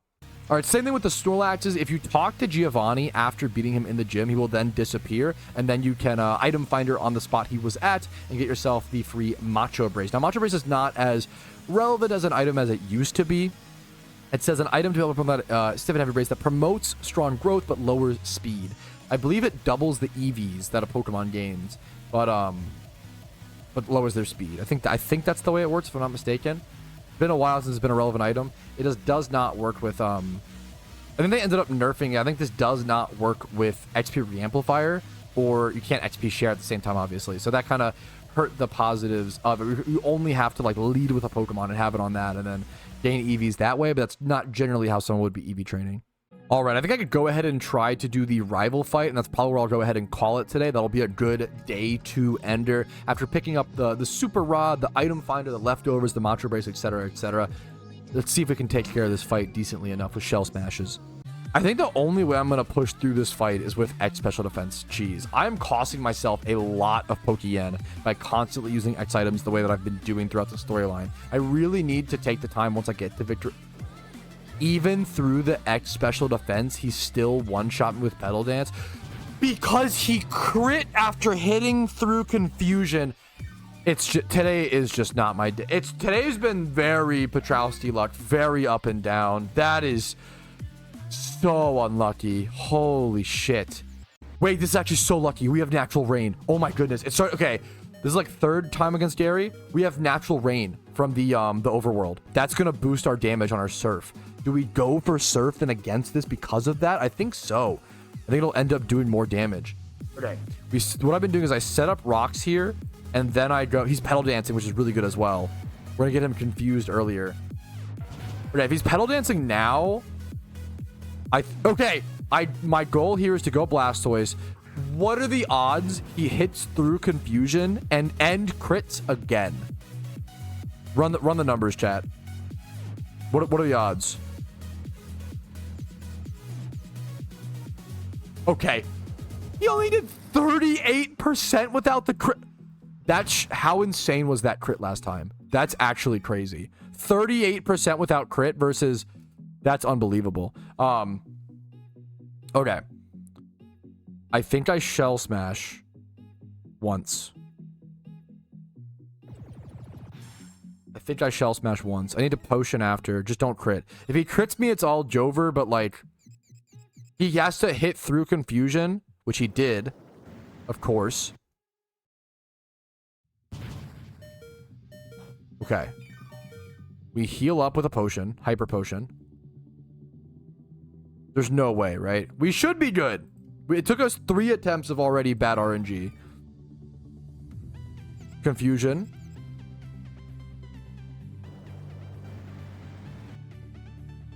He hits again. Came confused again. Did he snap out before? I'm just gonna potion, I think, until he tries to, like, fucks up. Okay, he hit himself in confusion one time. Okay, we're so back. Okay, this is winnable now. Is the rain infinite because it's in the overworld? That's kind of OP. That's kind of insane. That's actually kind of crazy. Okay, I forgot he also has Vaporeon. Now, this might have water absorb, so I do have to bite here. We do 49%. We get a lucky flinch. Oh my god. The Stealth Rock also puts it into a KO range. That's huge. Okay. Whew. This was close. This was really, really close. This should be GG's. He has an Alakazam for sure and a Pidgeot. Pidgeot, Alakazam. Arcanine goes down. I actually think the rain mattered so much. This has been a really tough storyline run because I've been so focused on just Blastoise. Because I'm trying to get it done as quick as possible, which I've been doing. Getting it done within 3 days or so. All right, this should be GG's, boys. Whew. Really, I'm glad this is not a Nuzlocke. We played like a really high risk, high reward run. There is Alakazam defeated, a big rival fight defeated. And that's going to be where I'm going to go ahead and call it today. I will hopefully see you guys for the Elite Four. Be ready for the Elite Four tomorrow. And then get that taken care of. Maybe do a little bit of the exciting endgame Iron Man content. And then probably moving on to either Unova or Hoenn as soon as possible. I want to get Hoenn done before the 23rd. So I can do that upcoming Shuttle catch event. That will be crucial. I need to be keeping an eye out for upcoming catch events. I'll see you guys tomorrow for that. Alrighty, a little bit of off-stream major updates in progress. How are we doing? I actually did get through all of Victory Road, as you can see. And I'm recording this clip because there is an alpha spawn right now. And if I could go catch my first alpha on this account right now, that would be a really, really big deal. Alpha catches are really good IVs, and I'll need to catch a ton of them down the road to breed certain hidden ability Pokemon for raids. Alpha catches are going to be crucial towards raids, and it's one of the coolest things about playing an Iron Man account because on a main account, I almost never go catch alphas, or I usually go like Shalfa check them, I'll shiny check them, and then just run, because on a main account at endgame, for most alpha catches, it's just not worth taking the time to catch them. They're not worth that much Pokeyen nowadays, which goes to show how much they've affected the market. Now, there's 2 other things I want to talk about. I finished the Victory Road and made it all the way here. I also went ahead and accidentally caught, I was catching a few Safari Pokemon to get my Pokedex up to level 50 caught, which I did, so I can actually go grab my XP share here in a quick sec, but I managed to catch 2 different 2x31 Pokemon, and not only was one of them 2x31, like this Goldeen is male 2x31. It's going to make an amazing breeder in kind of a niche egg group in the water bee egg group, I'll be honest, but this Slowpoke breeder 2x31 in mixed stats, attack and special attack and physical attack, which honestly isn't ideal, but look at all the other stats. It is 150 overall, 25 plus in every single stat except for speed and special defense, but even the speed is 20 plus, and its adamant nature. This Slowpoke is going to be an amazing breeder down the road, and it's also male, so those were really, really good catches, and a Mystic Water off of the Goldeen, which actually will probably be relevant for the Elite Four rerun when I start, or the Elite Four attempt, not even rerun, but Elite Four attempt when I do that here in a quick sec. But first things first, I'm going to go grab the XP share from the Professor Oak's aid, and then I'll grab the 40, I think it's an amulet coin you get from a different aid for having 40 OTs. XP share is huge. I'm going to be using that to XP train a ton to prepare for the Elite Four attempt tomorrow. The aid is just up here. But after this, I'm going to head over to that alpha and try to catch that alpha and have my first alpha catch, which I'm so excited for. So here is XP share, a massive milestone on the account. I also get 2 more XP shares over in Unova, which is massive. Once you get 5 XP shares on on Iron Man, that's huge. You tell how many you want to have, and on a main account, you can just buy them. But on the Iron Man, you actually really need each free XP share from the storyline run. So we have our XP share now. Let's head over to the alpha. I don't know how difficult this is going to be. I have a weird party. My Pokemon are kind of underleveled for this. I'm just going to try I'm going to buy some extra Pokeballs before I go. Try to buy as many Ultra Balls as possible. Yeah, I'm going to go buy a few more Ultra Balls and try my best hand at this alpha catch because this is crucial for the account. All right, it is an alpha Nidorino as well. This might be a decently difficult catch. It's super going to be worth me to try to catch the babies as well. The more hidden ability access Pokemon, the better. And I can't really gain access to hidden ability Pokemon other than catching them in the wild like this from these spawns. So I'm scared to surf this and KO this, but I think I'm going to, because if you don't know, with alpha Pokemon, even if you KO them, which I thankfully didn't there, even if you KO them, you can just come back in like 2 minutes or so and try to re-catch them. So I'm actually going to be able to surf this twice, get it down to around 10% or so HP, get it in the red, and then spam Ultra Balls. I might even try to switch over to my Parasect and get off a Spore here if possible. I get poisoned on my Blastoise. That is totally okay. I'm going to like sacrifice, switch over to something, try to get my Parasect out, try to live some sort of attack, and go for this catch. I was a little worried about that. He does just outspeed and one-shot my Parasect, but that's totally okay. It's going to happen sometimes. As long as I got here early enough in the spawn, I can just keep coming back to this and re-encountering it until I catch it. The problem is running out of like Ultra Balls. I did go ahead and spend about 20,000 Pokeyen on Ultra Balls, which was not cheap. So I'm really hurting for Pokeyen. No way it's first ball. That is so good. Oh my goodness. My luck on the Iron Man has been so up and so down. Give me like an Adamant Nature. And it's 3 times. Oh my goodness. It's Adamant Nature. It's 3 times 31. Not in special, which is good. We just need to breed. This is the best alpha I could have possibly caught. And it's a male. So if I don't want it to be a Nidoking, I can breed it out of the species. That's amazing. That's unbelievable. This is going to be a good Pokemon for the Kanto Elite 4, which I'm probably going to use it for that. It's going to be a good Pokemon as a breeder. Oh my god, that's insane. That's crazy, dude. I'm gonna go catch the babies as well. Let's go heal up really quick. We'll come back and catch them. I went ahead and did a little box sorting as well. I have my stuff sorted out a lot better in terms of the good IVs. So for example, I have my new noted box, which these mons don't have any 1x31s, but they have good nature or good IVs like 20 plus across like 4 stats, which is really relevant for breeders on top of like possible natures like this Nidorino. We have a 1x31 box, which almost has 10 Pokemon in it, 9 Pokemon in it now, and then a 2x31 box with more going on. And this has 2 Pokemon at the current time. I guess you would include the Nidorino there, obviously 2x/3x31, but for now he is going to be in my party being used. All right, welcome to the beginning of day 3 on the Iron Man. Right now, the progress I'm currently working on, I actually went ahead and EV trained and XP trained the alpha that I caught yesterday.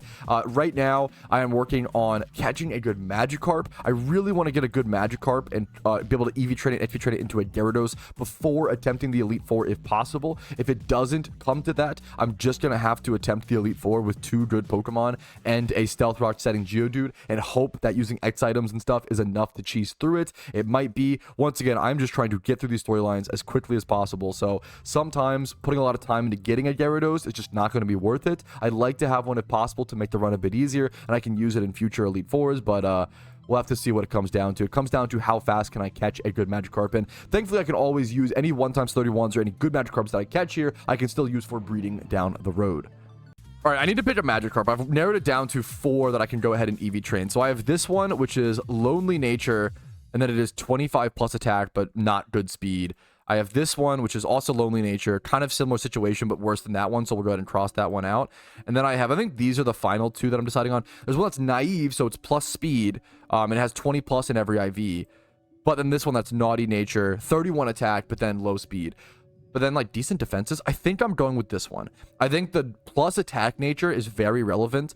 Dragon Dance is going to help me get my speed to a point where like I always say in storyline runs you only need so much speed. There's a phrase that I use that says 80 speed is all you need, and it's all about getting enough speed to outspeed things, especially like 1 or 2 dragon dances. I should be able to outspeed everything.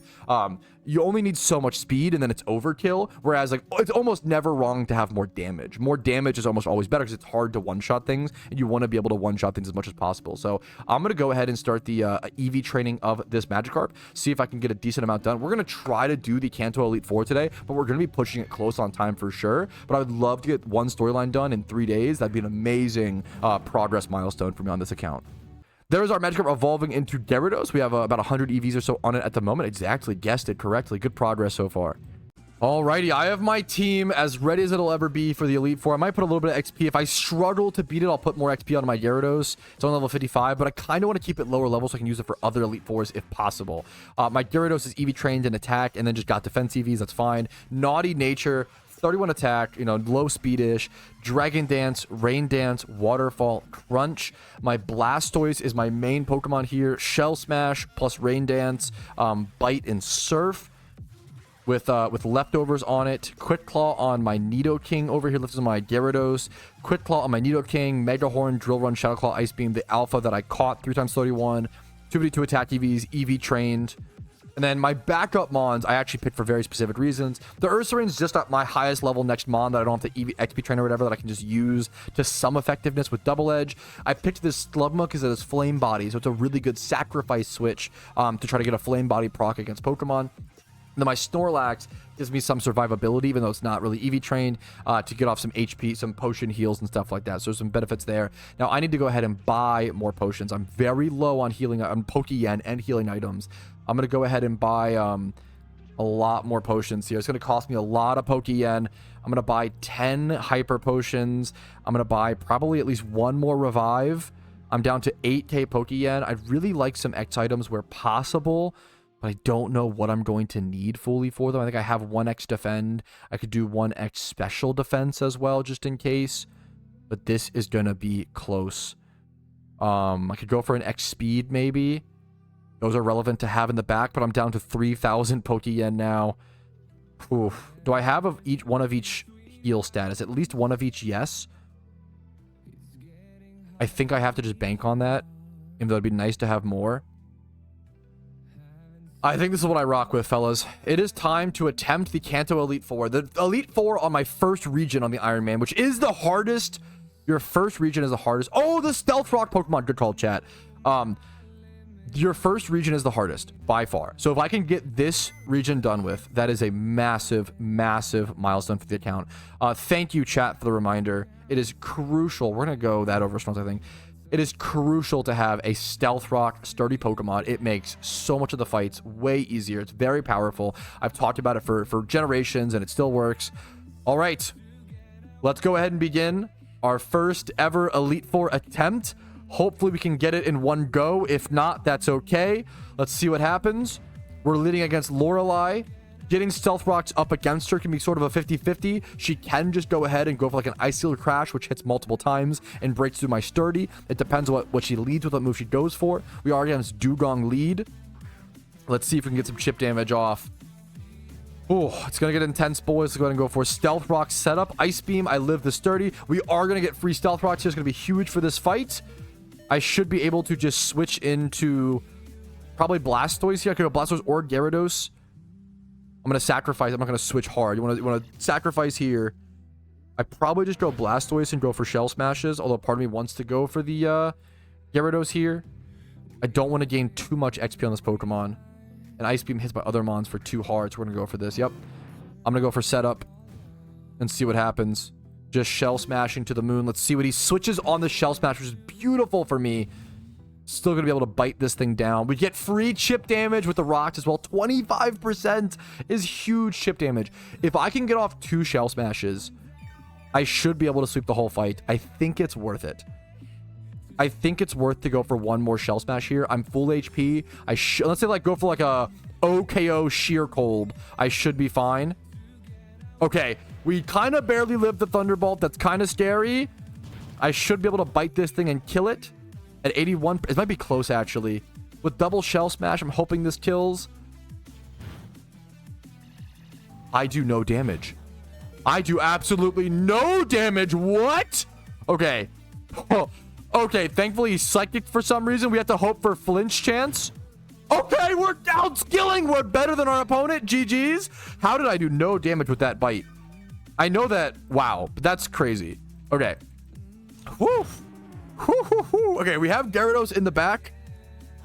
A screen setter, light screen reflect would honestly been amazing here. You're gifted. That was talent all day. Stealth Rock chip plus bite. Hopefully I can KO. I'm not doing enough damage, chat. I'm not doing. My Gyarados has a carry. I think neutral nature Blastoise just does not have enough damage. That hurts. I think Gyarados has to carry. Against this, I'm gonna go Nidoking. I'm curious to see how much work Nidoking can do. Look how big he is. I'm a little worried Nidoking won't do that much here. I mean, it's perfectly positioned here. I'm a little worried Nidoking is too slow, being 85 speed with no EVs. I don't know. I don't know how Nidoking will do. I haven't used a Nidoking as a storyline in a really long time. I think I just go for probably Mega Horn here and hope I hit. I do hit, doing 40%. This thing's defense is very high. Doesn't one-shot me. It's a good sign. I can kill with Mega Horn, but probably nothing else. He hit 5 times. I have to hit this. I do hit it. My luck is decent. Lorelei is already difficult, but we're making it through. We haven't used heal items yet. No potions, no revives. We're saving those. That's huge. Yeah, I think I need to put black glasses maybe on... Well, against this fight, I probably should put black glasses on Buster for this fight, but then not for the next few fights. We'll have to change items dependingly. Drill Run has stab here, so I go for that. There we go. Okay, this fight should be won. This fight should be over as long as something crazy doesn't happen. All right, it was kind of tight, but we got it taken care of. Here is Jinx getting crunched down to oblivion. The Gyarados is definitely doing a lot more work. It's just neutral nature. I almost wonder if I should have started Bulbasaur and then caught a Squirtle on the Cerulean route. We're learning a lot by playing the Iron Man. There is Lorelei defeated onto Bruno. Okay, we're against Bruno. He counter-swapped me and went the Water Absorb Poliwrath, which is probably the most difficult mon for me to deal with. I'm going to go to my Flame Body Pokemon, and if I can get a Flame Body proc against this thing, that would be so lucky. That'd be so good. And that's why every little percentage, every little increment of advantage you can take in Pokemon is what you want to do, and then also just get lucky along the way, okay? Caught, okay? Cinema, okay? That's a really good burn. That is a really big burn. That allows me to, like, way more properly set up. Blastoise is not good here, though. Well, neither is Gyarados. They both, like, is Dark type, Water type. I'm going to go we're going to Intimidate, though. He might switch because of that. I'm going to go into Gyarados, go for Dragon Dance. He's Ice Beaming. That's fine. We're going to start Dragon Dancing. His attack is Brutalized. If you can get 2 or 3 Dragon Dances on a Gyarados in the Elite Four, it's almost impossible to lose. He's Ice Beaming. I have the Ice Heal if he freezes me. I'm going to set up a few Dragon Dances and go for the full sweep.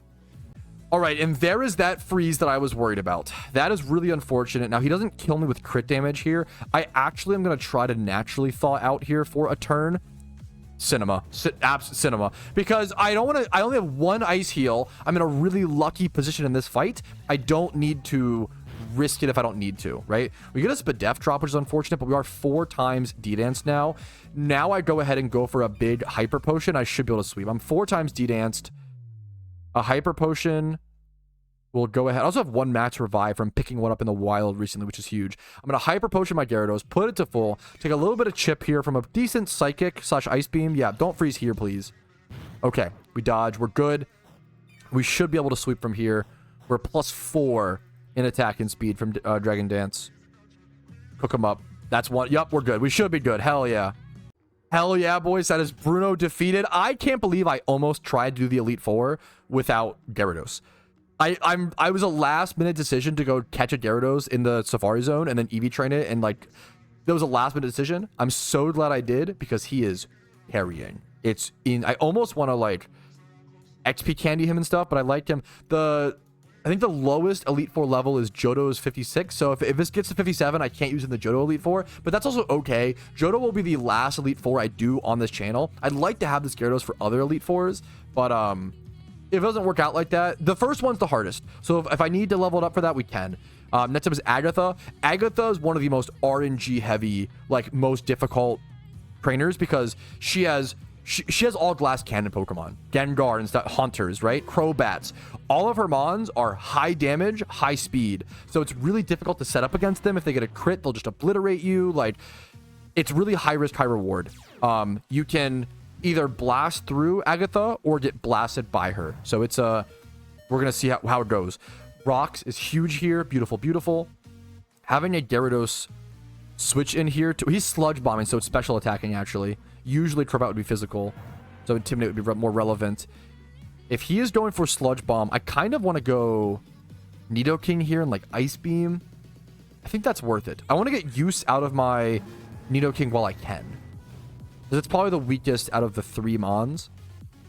We Quick Claw as well. Nice, beautiful, big chip damage. I want to set up against a Pokemon where possible. He Brave Bird, so he does go for the physical attack. There we go. We're going to be able to take him out here. I think he's faster, though. Yeah, okay.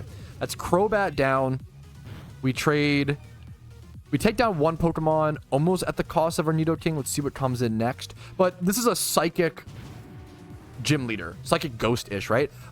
This is going to, like, using our Poison type against Crobat's the only time we're going to be able to get advantage out of it. So it was best to go ahead and use it there. Weezing takes chip damage. This thing has Levitate, I'm pretty sure. I'm just going to go for Ice Beam. Hope for the best. Shadow Claw might do more because I'm EV trained in that way and have the nature. So I'm gonna go ahead and go for Shadow Claw here to see the damage. It's gonna be close. Ice Beam did 35. This only does 25 though. I think it's because Weezing is it's hard to make those calls in the moment. Weezing's more physically defensive versus specially defensive. But like I'm EV trained, I'm adamant. It's kind of interesting that Ice Beam does more. I also have Sheer Force, which matters for the damage. All right, we took out 2 Pokemon with our weakest Pokemon for this fight. That's huge. That's massive. Mismagius comes in. I think this is going to outspeed and kill me, but that's okay. Huge Quick Claw active. Nidoking claims 3. That's huge. That's the best I could have asked for. That's that Quick Claw activation. I'm getting really lucky today.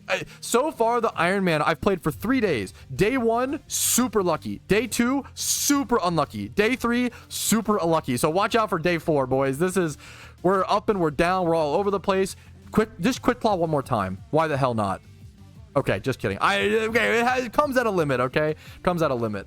But that should put us in a decent position. I actually want to go Blastoise here. There's a chance this has T-Bolt. I don't want to set up with Gyarados yet. I want to go this and Bite to chip it down. There's the T-Bolt. Gyarados would have died to that. Gyarados would have unbelievably died to that. Blastoise can tank it a little bit. A crit here would be really bad. Bite did 51. This is actually going to be close. I have to Bite here. No crit, which is huge. This is actually going to be really close. 5. I don't think my Gyarados outspeeds. I'm kind of scared here. Okay. I have to think a little bit. Because... do I switch here and keep Blastoise up? I don't know what the last mon is. I think I do. I'm going to switch Sacrifice Slugma. I have nothing on Ursaring that can hit this, do I? I have Double Edge and Snore. I'm going to Sacrifice Slugma, go Ursaring, try to Scary Face this to lower the speed so that my Gyarados can come in and crunch. Because otherwise, that's huge. That's huge! That's Cinema. Cinema! Oh my... because now, my Gyarados would have died to T-Bolt. I don't think it would have... I would have had to X... I could have, like, X Special Defense. That's insane. That's how you utilize a Pokemon that isn't good against this fight in the best way you can. You have to utilize your weakest mons in some sort of productive way. The way that I did with Nidoking, the way that I did with Ursaring, and the way that I got super lucky in this fight with that Focus Blast miss. Now we can go Gyarados. Now we can outspeed. Now we can crunch because of that Scary Face. That was huge. That wouldn't have been possible. Otherwise, this Gengar would have outsped, T-Bolted me. I'm 4 times weak to it. I'm 4 times weak plus Naughty Nature. I would have unbelievably died to that T-Bolt. Unbelievably. This should be GG's from here on. Ooh, nice little Intimidate, though. Okay. I'm going to go ahead and Waterfall. I could D-Dance arguably once here. If I'm slower, I'm slower. I should have D-Danced. Waterfall does 42%. I'm just going to play this safe. Rocky Helmet, actually. Ooh, that doesn't change. Okay. I should be safe to just Waterfall here. We should be good. Close game, though. Don't flinch me, please. Don't flinch me, please. I might get fucked here. 32, 38. Poison Jab did 24. I need to actually... The safest path to victory is to try to go for one D-Dance and then heal. Okay, double. Okay, we have to. That's fine. It's fine. It's fine. We have plenty of potions. That is crazy. We have to hyper potion. That's fine. I've been really lucky. We're fine. We're fine. We're fine. It's getting a little sketchy. That's a little crazy. The double rock slide flinch is a little crazy, but that's okay. I need to get off one D-Dance so that I can outspeed this thing. Don't triple flinch. No shot you triple flinch. Okay. Whew. I almost had a little bit of a... Okay, we're good. I do die to the next attack. High roll rock slide does kill me there. It does do 34.3. I have 8 hyper potions left. I'm going to super potion. I think that's worth it. Is that a waste? I don't kill from that. I don't kill. I'm going to super potion. He could miss the rock slide. He can also crit, I guess. Poison jab. Perfect. Don't poison me. Beautiful. Now we're safe. Now we're good. Now I can waterfall. We just high rolled. Oh! We do more damage. I could have. I misplayed. I could have. We do more damage because of D-Dance. Yeah. Because I brought my. Yeah, we're perfect. There we go. Whew. The high risk fight done. That's huge, boys. On to Lance, and then on to our rival. All right, it is time for Lance. Let's see how this goes. Charizard leads. Setting up stealth rocks against this guy is beautiful. If we can get him to switch out, but we might not be able to do that. Let's see if he's a physical or special attacker here. Don't flinch me. Don't flinch my rocks. The rocks is huge here. Rocks is like. Please don't flinch. No! That's a big deal. Getting rocks against Lance might be the most important fight for rocks. It's either Lance or your rival. That's huge. That's really bad. That's okay. The fight's not over. He could miss the air slash there too, but he doesn't, of course. That is the worst fight to not get up rocks on. Unless if you picked Venusaur and your rival has Charizard, it's huge there. But this guy has so many flying types. Yeah, getting rocks there is huge. That's okay. Ooh, putting Quick Claw on the Geodude would have been smart. That's a good idea. Too late for that, but it's a good call. A good try.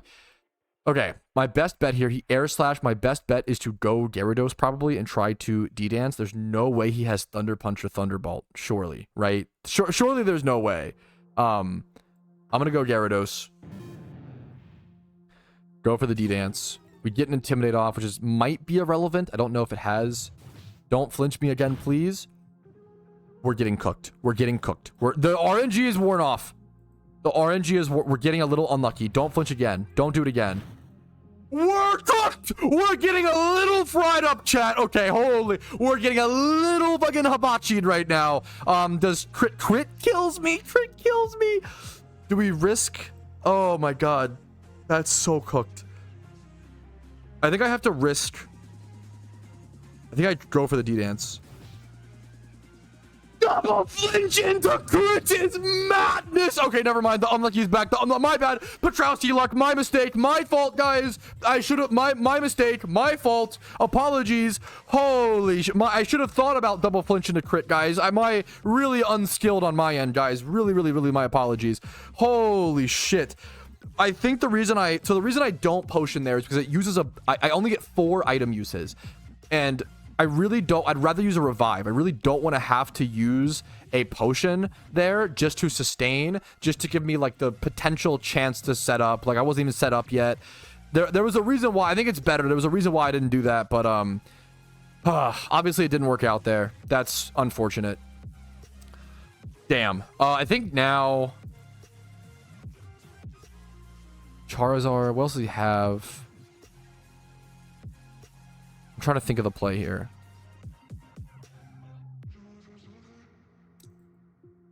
I think I go this and X special defense.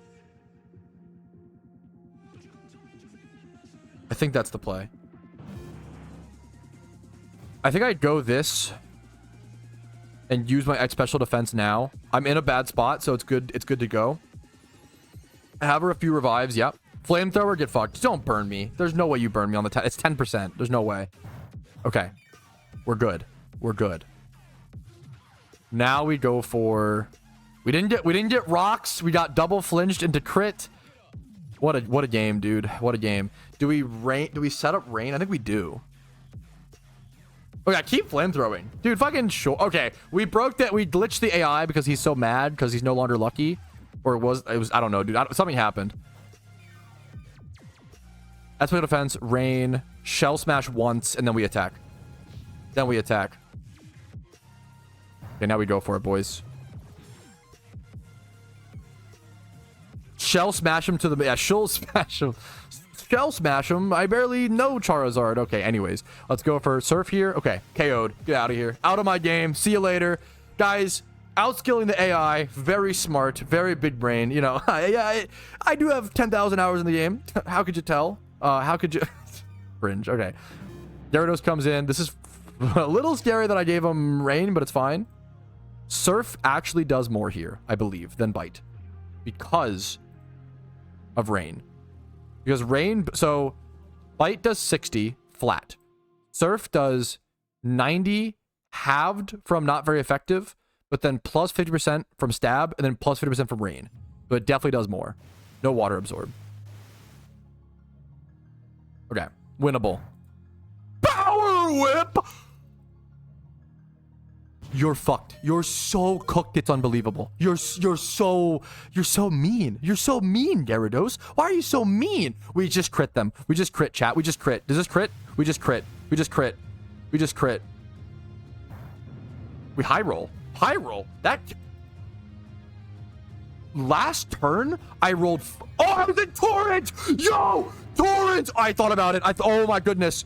That was definitely... I definitely calculated. It was not lucky. I calculated. Chat, that was calculated. Not lucky. Not lucky. Calculated. Calc. Oh, okay. We get chip damage. Torrent diff. Yo, that was huge. Okay, that's fine. We give Blastoise. We go... Nidoking and Ice Beam. This is an easy KO. We have revives for Gyarados. We have 3 items usages left. Ice Beam. Get absolutely cooked. Dragonite Who. I'm sorry, Dragonite Whomst. Okay. That's fine. Aerodactyl. We Ice Stain and Ice Beam.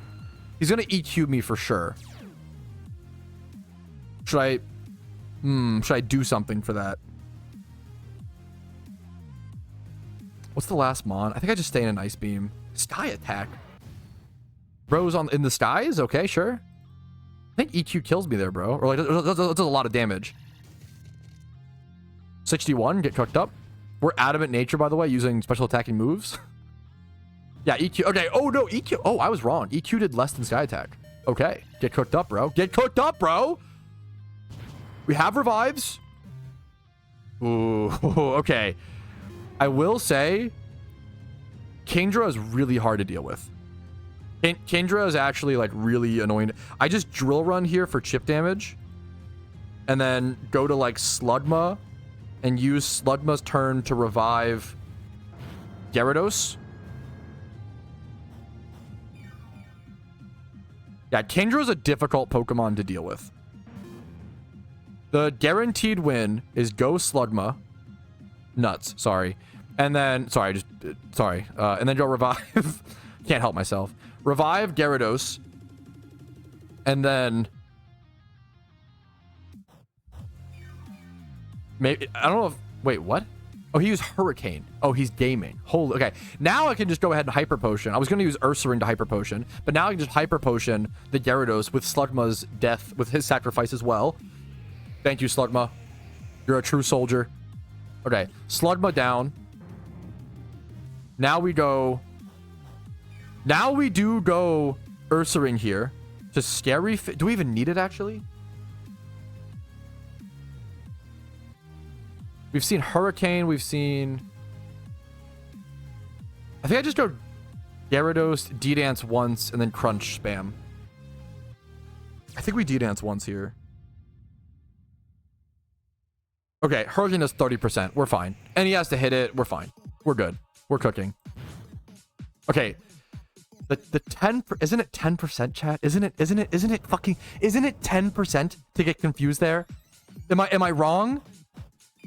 That's so Patrouski luck, boys. It's actually crazy how much good luck Patrouski luck is I am either super lucky or super unlucky. Is it 30% chance to confuse? If it is, then fair enough. 28. No, that's it's either 10 or 20 or 10 or 30. Oh my god, chat. This might be my last item. Oh no, dude. Do I even do this then? Oh no, dude. This could actually be really bad. Hyper Potion heals 120, which puts me to 1. I might actually lose. I might actually lose. That's my last item. I'm scared, chat. Oh, I'm scared.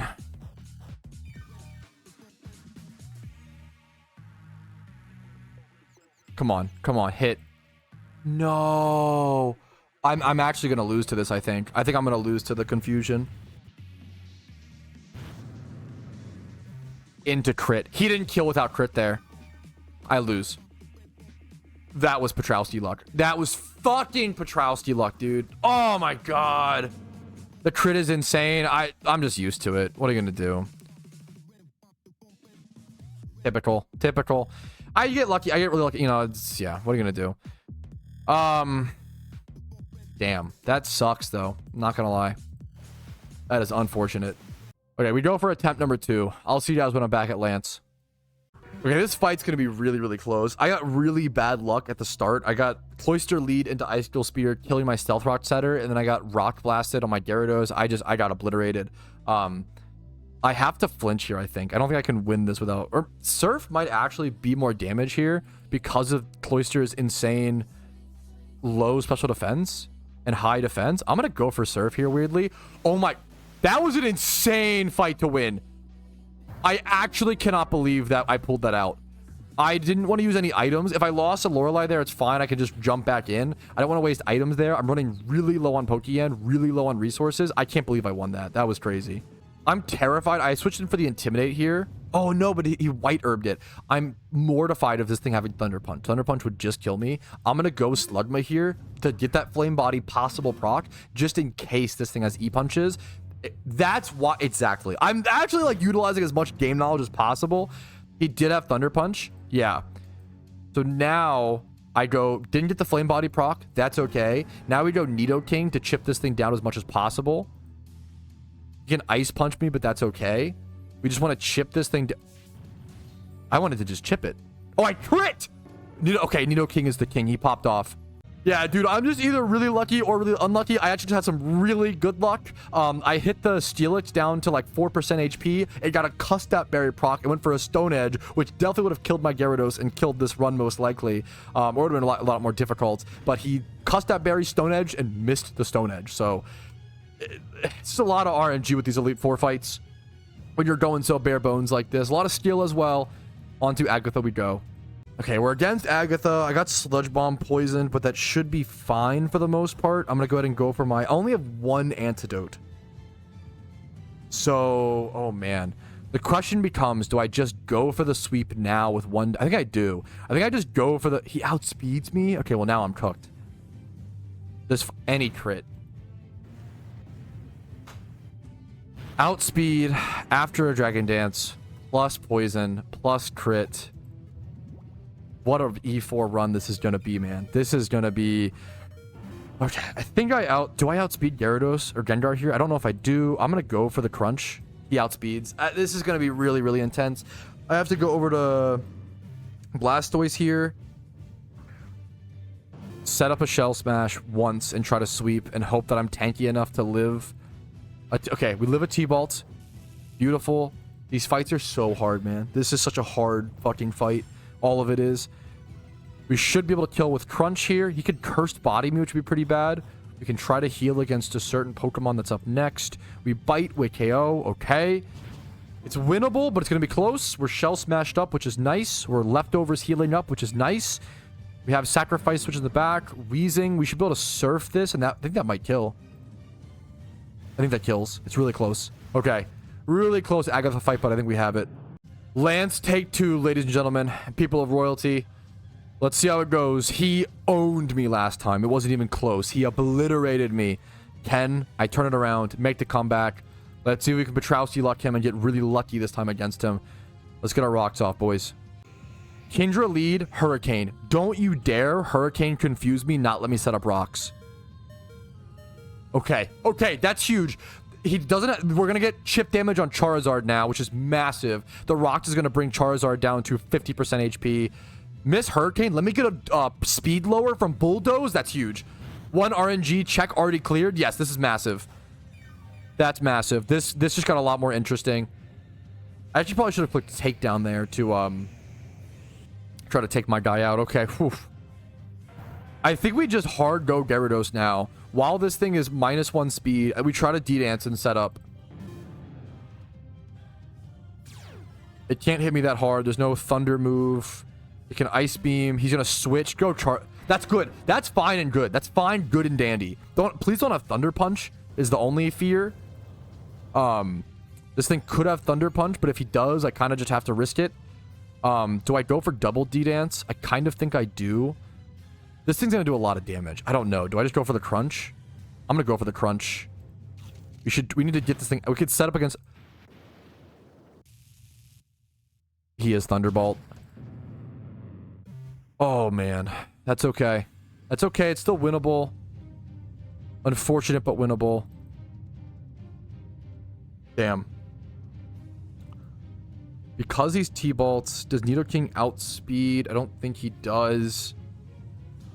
We go Ursaring and go for like double edge and hope it takes him out. I'm gonna try. It's probably one of my best uses. I have revives and items. I've not used any items yet.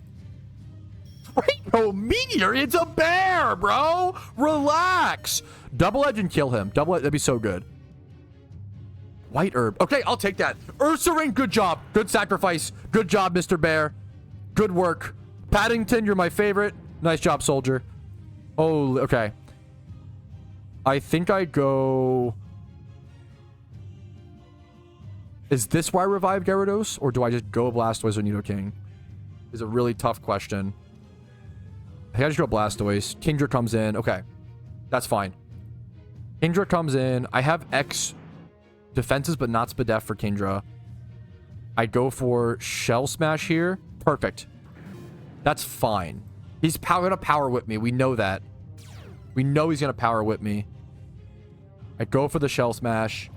We should live the Power Whip once, unless he crits. Can I kill him with a... Does Surf do more? I don't know, because Gyarados has decent... I think Bite does more. But he just lowered my attack, which actually makes it like really... I think Bite does more, but it's close. I can also flinch. Only 27%, 91% with Power Whip. It's brutal, man. It's brutal. I'm going to go for the Surf and see if it does more damage. I'm going to have to start iteming here soon. Surf does way more. I should have been surfing. Skill gap. That's a skill gap. I should have been surfing. Man, that was huge damage. Skill gap. I deserve to lose there. Oh, I'm in Torrent range. That's... You're right. You're right. You're right. I think I surf again here because of Torrent. Just go for max damage. No, is this thing 4 times resistant to water? There's so many things to factor in. I know I look like a noob. It's 4 times resistant. It's Dragon Water, isn't it? Damn. That's okay. I go Nidoking and just do damage here. Try to kill this. I need to start reviving soon, though, is the fear. I think I just Drill Run because it's stab. Zero Charizard. How does bro expect... How does bro do that? How does he know? How does he actually... Okay. I go Shadow Claw. Hope to get some damage off. Winnable. It is winnable. It's really tight. Oh my goodness. So the Nido stats. It's offensive, but also... It's really awkward. It's Adamant. EV Trained Attack. Then also Sheer Force. It's like an awkward Nidoking. Just click Ice Beam here for 100%. Did he crit? Did he just fucking crit me? No way. Is that just insane high roll? Wait, how did he do 44% the previous turn with Flamethrower into 56%? That's a Blaze range. You're right. Blaze range. Oh my god. That's an insane... Okay. Chat, do I max revive? Oh my god, this is so scary. This is my only max revive. Will I be able to beat my rival without it? I think I have to try. I think I max revive on Gyarados. This is so scary. I max revive on Gyarados. Bring in Gyarados. Dragon Dance. 30%'s fine. Okay, okay, we're in. We're in. We're in. We're in. We're so in. We're so in. I'm just gonna start waterfalling before some dumb shenanigans happens. Get out of here. This is close. No burn is huge. Burn would have been insane there. Okay, winnable. I can crunch the Kindra and probably kill it 50%. He can't one-shot me. What's the last mon? I don't know his last mon. I'm a little scared of the last Pokemon. Kindra, yeah. Rocks plus the crunch. That should kill.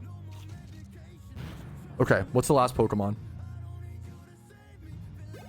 Don't have a T-Bolt. I think we can win. I think we win. I think we outspeed Waterfall. If he outspeeds, I don't think he one-shots me unless he like crits. If he like crit Sky Attack there, he might get me. But I think we're good. KO. Get out of here. On to the final fight. On to the rival. That was... I used my max revive. That was really close. I'm going to have to make every single play against the rival very, very, very carefully. This has been way harder of a journey than I expected. I've made a lot of good plays, a lot of misplays, a lot of bad plays, a lot of decent plays. It's on to the rival. Defeating my first storyline on the Iron Man account, which is the most difficult one by far. Every other storyline run after this will be so much easier. So I'll be able to head back to this region with max obedience level 100, be able to EV train, be able to XP train, be able to prepare Pokemon for future fights, unlike I could for this one. So let's see how this goes. Pidgeot is up.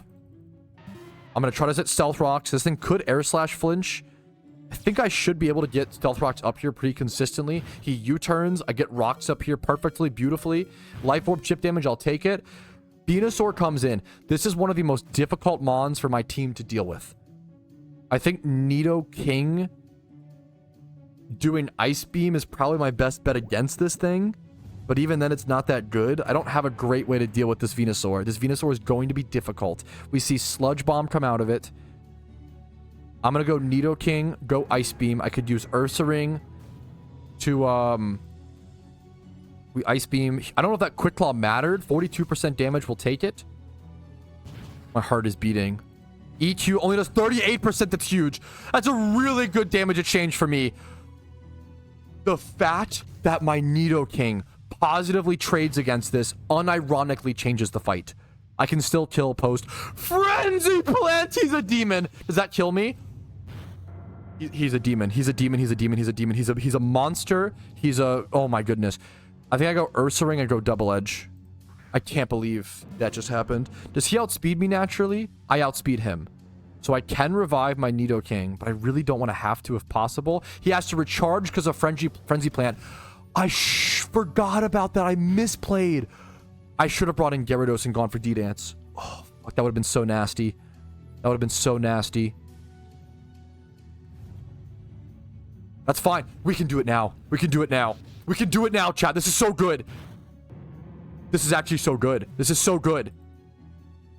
He has to recharge. We go Gyarados. This is really good. We get off a free Dragon Dance because of the recharge.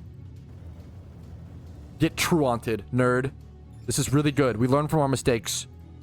We have to kill this now, though. We crunch. I'd like to set up more if possible. We have an X defense. We have an X speed in the back.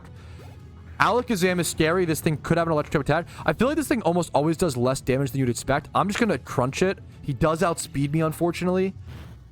Crunch should kill after Rock's Chip. It might have been Sash without the Rock's Chip, which is why Stealth Rocks is so important. If he switches Pidgeot back in, it's taking massive chip damage. Vaporeon, one of the more difficult mons for me in this fight. I'm not going to potion here. I think I D-Dance. I think I should be fine to D-Dance here. I think he like Ice Beams me. He could have Shockwave maybe, weirdly. Ice Beam, fine. Fine and dandy. That's fine and dandy. That's fine and dandy. Crit Ice Beam kills me here. Part of me wants to D-Dance more, but I'm just going to Hyper Potion here. Get healthy. Yeah, that Zam is Sash. Yep. I could D-Dance again here. I'm a little scared of Freeze. I think I still have my Anti-Freeze. I think I still have my one I still have my one anti-freeze. So I'm going to D-Dance up one more time, I think. And then I'm going to D-Dance one more time and then in Hyper Potion after. This is the last fight. This is the last fight. That's fine. No freeze, please. It's 10% chance. We've been froze a lot already. We Hyper Potion here. Okay. Now I simply sweep. Don't freeze. A freeze there would have changed destiny. Get out of here. Get destroyed. Okay, crunch. Pidgeot gets outsped and killed. Arcanine gets... I think we just... I don't know what the last one is. Arcanine is basically dead because of our... You get extreme speed here, technically. That's fine. For Chip, it's stream speed, but no, we're good. Yeah, Gyarados is full build now. Bro got the plus 10 Rod of Ages. We're cooking. This thing doesn't have... We're good. We won. We won! We definitely just won. We definitely just won. It's over. It's definitely over. We kill this. Pidgeot dies. GG's, boys. That was tough. That was, I think, it was second attempt? It was almost third. This was the run where we came back against Lorelei. Oh, with that insane first fight. The Iron Man begins now, chat. The Iron Man can officially... We can finally play the game. I'm only 25 hours or so in. Post, if I log out and log back in. We can finally play the game, chat. We've reached a small portion of endgame. This is where the game begins. Welcome to the PokeMMO Iron Man, boys. I'm excited. I'm so excited. The Elite Four, our first region done. It's time to grind PvP after this. I need to go for this Hitmontop. This Hitmontop would be massive. We are a long ways away from it. It's PvP time, boys. There it is, boys. For archive's sake, there it is. It's a beautiful image. Time played 22 hours. This was hard, man. Those storylines are not easy, man. Don't let any veteran players like myself tell you the storylines are easy, man. They're hard. They're difficult. Even if you have thousands of hours of practice. They're still pretty tough. We got some Pokeyen back as well. Nice, dude.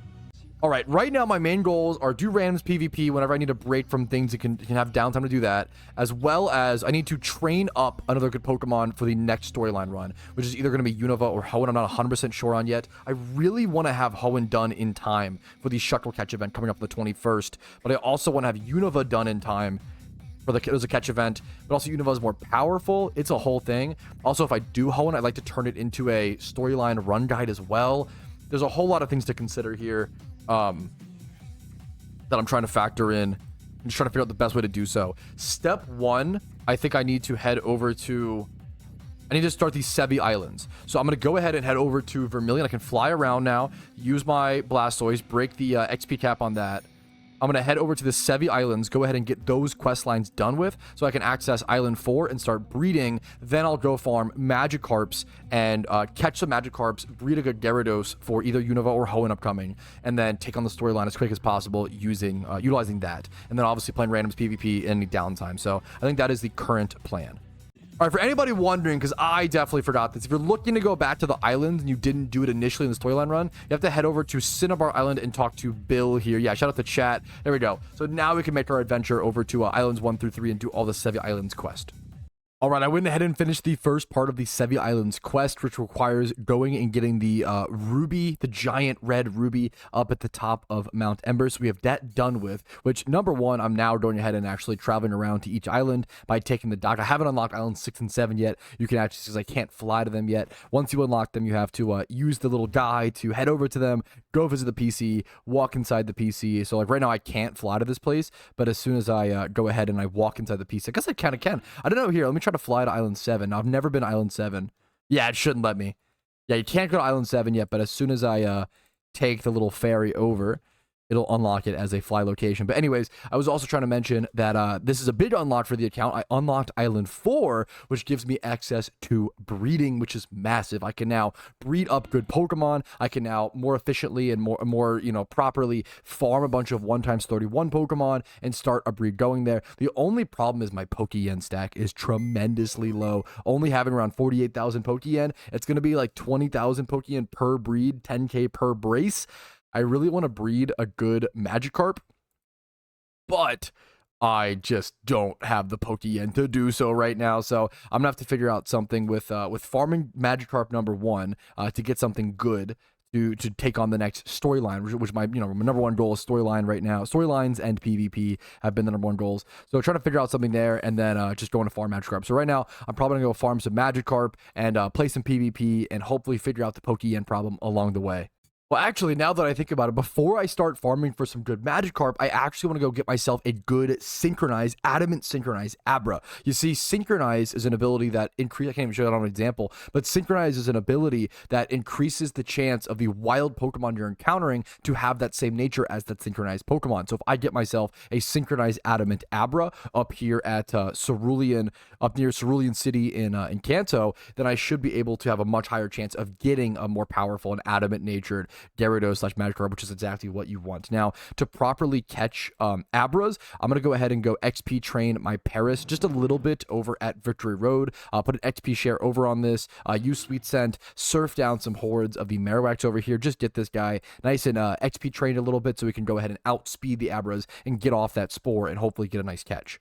I also just feel like this kind of thought process is exactly what playing an Iron Man account is all about. This is what happens a lot in old school RuneScape. Essentially, you want to do one thing. So, for example, I want to go farm Magikarps, right? Step 1 to farming Magikarps was doing the Sevia Islands to unlock the ability to breed them later on. Step 2 is now going and XP training this Parasect. And then step 3 is going and catching an Abra. And then step 4, then I can finally go, farm the Magikarps. So, and then I'm also farming the Magikarps just so that I can do the next storyline run efficiently. So it's all of this domino effect of you got to do this thing, to do this thing, to do this thing, to do that thing. And you may not always be excited or want to do those things, but that's kind of the fun, is forcing yourself to get out of your comfort zone and forcing yourself to do things you may not want to do. And it really helps you challenge yourself and learn a lot about the game, trying to get things done in an efficient way you wouldn't normally do them in. Alright, here I am fast forwarded about 4 hours from the previous clip, and this is a typical Iron Man moment. I ended up spending 3 hours farming Abra, and it really made me realize and helped me appreciate how difficult it is. It's been a while since I farmed synchronized Pokemon myself, how difficult it truly is to get, an Abra, number 1, an uncommon encounter over to the north of Cerulean City. Get the Abra uncommon encounter, then actually Spore and Great Ball and catch it. A few of them would still break out and teleport away, and then also have a good nature, and then also flip the synchronized ability. I actually never ended up getting an adamant synchronized Abra. I did end up getting, after 3 hours, an adamant Abra without synchronize. So my plan here is to go ahead and just go spend 35k on an ability pill, which is really kind of painful. It's kind of painful. I'm not super happy about it, but I think it's my best option other than just going back there, spending a bunch more on Great Balls. I spent a ton on Pokeballs, Ultra Balls, and Great Balls over the past few hours. I'm going to head over to Island 5 or Island 4 right now, go pick up that ability pill from the breeding center, and then I'm going to go ahead and I've been EV training. I actually just finished EV training my Meowth. This is the Meowth I'll be using for the rest of this account, so it's definitely worth going and putting the time into EV training it. So I've been EV trading my Meowth to earn extra Pokeyen so I can afford to get this ability pill, so that I can give the Abra synchronize, so that then I can go farm Magikarps like I talked about, so that then I can go do more storylines. This is all a step by step, just one thing at a time, constantly kind of one step forward, 3 steps back sort of progress. I'm gonna go ahead and buy that ability pill, use that over on the Abra, and that is a massive upgrade for the account. Now I can finally give it synchronize. I can finally go start farming Magikarps in the Safari Zone, but I need to make a little bit more Pokeyen, so I'm going to do some paydaying or kind of some killing, some refighting of some trainers to get a little bit extra so I can farm the Safari Zone for a fair bit. All right, another late night clip on the Iron Man. There's actually a Gabite swarm happening right now at Treasure Beach. Hopefully I wasn't too late for it. Yes, I want to at least get one of these caught. I'm going to try to catch as many as possible. It's going to be a little tough on the timeline, but man, Garchomp is one of the most powerful Pokemon in PokeMMO. When you're talking about PVM, raids, PvP, whatever you're talking about, this guy is a beast. So getting good IV Garchomps is going to be one of the most important things of the account, and it's going to take a really long time and a lot of Gabite, a lot of Gibble, and a lot of Garchomp catching. So let's get started. Beautiful. That's our first Gabite caught. Got him down to a decently low HP. Went ahead and kept him asleep. Got really lucky on some sleep turns and no 31 IVs. I mean, even the 20 plus defense and 20 plus speed, though, is honestly relevant. We're looking for any stats at all. And we can even hilariously, if we can get ourselves a female Gabite, we could use, yes, nice. We could use the Magikarps that I've been catching to breed up these Gabites. That's the beauty of those egg groups. So this is just a perfect start. Beautiful. That is Gabite number 2. You only have about 15 minutes or so when a swarm happens, so you really have to rush over. When the catches are a bit slower, because I don't really have a super powerful catching Pokemon, you risk losing these Pokemon a lot more. I just have to go heal up really quick before I can try to catch the other 2. I'm going to hopefully get the other 2, but I might run out of time here really quickly. All right, made it back with plenty of time. Here is Gabite number 3. I'm also really lucky that today just so happened to be the day that I went ahead and completed the Sevi Island, so I could actually access the location for this swarm. 0 31s yet. It's a 1 in 6 chance or so for a 1 times 31. We're catching 4 Gabites. Hopefully looking to get a little lucky here. Awesome, and that's the 4th and final Gabite. Let's see if we get lucky on any of the IVs. I'm honestly just lucky that I saw it and caught them all. I mean, I'll take 20 plus. It says 20 plus in attack, special defense, and speed. Garchomp is definitely a Pokemon that needs all 5 stats except for special attack, and then if you run it in PvP in a certain way, you could spec into like Fire Blast or Ice Beam to like slot in against other Garchomps, or you can slot in, certain special attacking moves to do certain specific things. Generally, you don't see a mixed Garchomp, but it's definitely possible. You'll see naive Garchomps out there. Now, speaking of Magikarps to help me breed those Garchomps, I actually went ahead and I can show you guys, I caught a ton of Magikarps. I have almost 3 boxes full up of Pokemon here, and just farming in the Safari Zone has been really, really powerful. I went ahead and named all the really important Magikarps King 1 through 5. These are all the Pokemon that are going to help me blast through the upcoming storylines. I think I'm going to work on the Hoenn storyline next. The Unova would be more beneficial overall. However, Hoenn unlocks a ton of things, especially for an Iron Man account, unlocking access to Ditto farming, and mainly just 2 massive upcoming catch events. If I'm being honest with you, catch events are one of the coolest things about this account, and the rewards there, and I really want a chance at that shiny Shuckle. And if I could, stars aligned, do the same thing I did to launch my main account and get myself a shiny Shuckle in a specific way, that would just be the coolest thing in the world to me. So I have a bunch of Magikarps here. This one is Naughty Nature. Look at all the stats all around 24-ish plus, except for the attack is a little lower, but I have the plus attack nature. We've got this Magikarp, 20 plus attack, 20 plus speed, and then a 31 in one of the defenses. Adamant. I will say, I really noticed a difference. Using the Adamant Abra, it was crazy how many more Adamant Magikarps I caught. You can actually see 1, 2, 3, like 4 there. Plus 1, 2, 3, 4, 5, 6, 7, 8. I caught way more, 9, 10, 11. I caught way more Adamant Magikarps using the Synchronize. It was honestly definitely worth the time. We caught a lot better Magikarps, but I think the best one is probably this one. It's Adamant Nature, perfect plus attack nature, 31 attack, 25 speed. I mean, this is King 2. This is beautiful. So I'm going to go EV train these as soon as possible. It's unfortunate that I only have 1 XP share. Have it here. Having more XP shares would be super, super beneficial at this point. But unfortunately, I can't buy them off the GTL. I have to do storyline runs to get those XP shares. So we're going to try to work on that over in Hoenn. Go XP train some of these Magikarps and just get them prepped up into Gyarados for future storyline runs. And I'll see you guys with those storylines. This is probably the last time I'll see you guys for day 3. This is officially the end of day 3. I've been playing about 10 hours a day on this account, really trying to make as much progress as possible. Alrighty, it's the beginning of day 4 on the PokeMMO Ironman, and I am actually taking today off of stream just to focus on the account and focus on my storyline runs. You see, I really want to get the Hoenn region done before this upcoming Sunday and get this video out to you guys in a nice, fun fashion. So I went ahead and EV trained up 3 different Gyaradoses. I actually fully EV trained 1 of them, and then only partially EV trained 2 of them, so I could keep them at a lower level. You can see this guy is nice in level 20. This guy is level 20 as well, so I can use those from the early game, and if I need to come back and XP train them, I can do so, but I want to have that max obedience level sort of split up. So I have 3 Gyaradoses EV trained. I'm going to go ahead and jump into Hoenn, and I'll probably just see you guys when I'm done. I'm just going to be speeding through Hoenn as quickly as possible, and hopefully getting to some unlocking like Ditto farming, unlocking Ninkata farming, unlocking Battle Tower, unlocking a really good XP training spot with Tentacruel. And also, while unlocking the 2 upcoming catch events, Hoenn is one of the greatest unlocks this account could get. The same with every region, but Hoenn is just going to be crazy. I'm really excited. Let's jump into it. I have done it, or at least I've almost done it, okay? I'm on the Iron Man account. I woke up at 8 a.m. today after about less than 6 hours of sleep, and I have 8 badges in the Hoenn region. I've done almost an entire storyline in one day, all while making a Hoenn storyline guide in this process.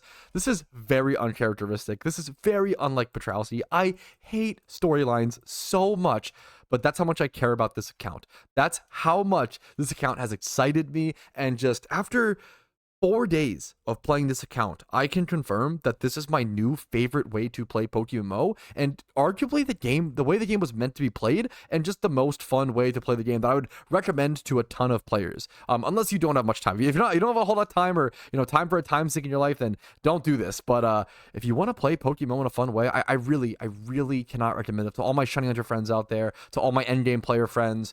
Iron Men are a ton of fun, dude. All I have left to do is do XP training and get my Gyaradoses or whatever Pokemon I'm going to use up to the level that I need to. So I'm going to be heading back to Kanto, actually, to XP train over there. But I'm so excited to be able to do the upcoming catch events. And it pains me, but I probably have to start the Unova storyline soon. I have no plans of completing the Unova storyline before this video comes out, but I will try to make some progress. Now, I do have to be very careful when I'm XP training over in Kanto, because my max obedience level cap over in Hoenn is 58. So if I bring my Gyarados over that, I will quite literally ruin it. I cannot let that happen. I have to pay attention. Another annoying factor, but something I've just been pushing through, is the fact that I have been doing all of my sweet sending, all of my EV training, SP training, with only 4 sweet cents per inventory. If you don't know, that is horribly inefficient compared to 6 sweet cents per inventory, which you get when you PP max a Pokemon. The problem is, I don't think I have a PP max yet, number 1. Number 2, I probably could go pick up a PP max from the storylines. However, you only get so many of them, and I really don't want to waste one. I might go try to find one at some point. It's probably worth it, and then I think you can actually craft them later on. Yes, I said that correctly. PokeMMO actually does have a crafting system where you can sort of trade with certain NPCs and crush berries and do specific things to be able to craft PP maxes. And I'm going to have to be learning that throughout this series, because I've been playing this game for over 10,000 hours and I barely even know that there's a crafting system. And I bet you most players watching didn't know that there is a crafting system in PokeMMO. It's very niche and it's very rarely utilized, but for now, I'm going to go ahead and XP train this Gyarados up to level 58, and then afterwards, I'm going to go pick up the other XP share over in Hoenn. So I actually earned another XP share throughout the storyline, but I haven't picked it up yet, so I'm going to go grab that, and then we will go ahead and actually go EV train some more Pokemon. You'll see what those Pokemon are in a bit, because I have a plan in mind. All right, I got my Gyarados level 58. It is time for part 2 of my plan, which involves leveling up one of those Gabites that I actually caught previously. The stats aren't that great, but it has a plus special defense nature, which is nice. And it has 25 plus attack and 20 plus PDF and 20 plus HP. It will do, essentially. My plan is to EV train this, and then EV train also this Gyarados fully up to. I didn't actually fully EV train this Gyarados because it would have put its level too high when doing the Hoenn storyline. So first things first, I'm going to go ahead and put an XP share on this Gabite, but I need to actually fly back over to Hoenn and go grab the XP share over there, which should be over in the Devon Corporation building, if I recall correctly, over in like Rustboro City. So let's do that first things first, and we do some EV training, and then do some more XP training, and then we'll finally take on the Hoenn Elite 4.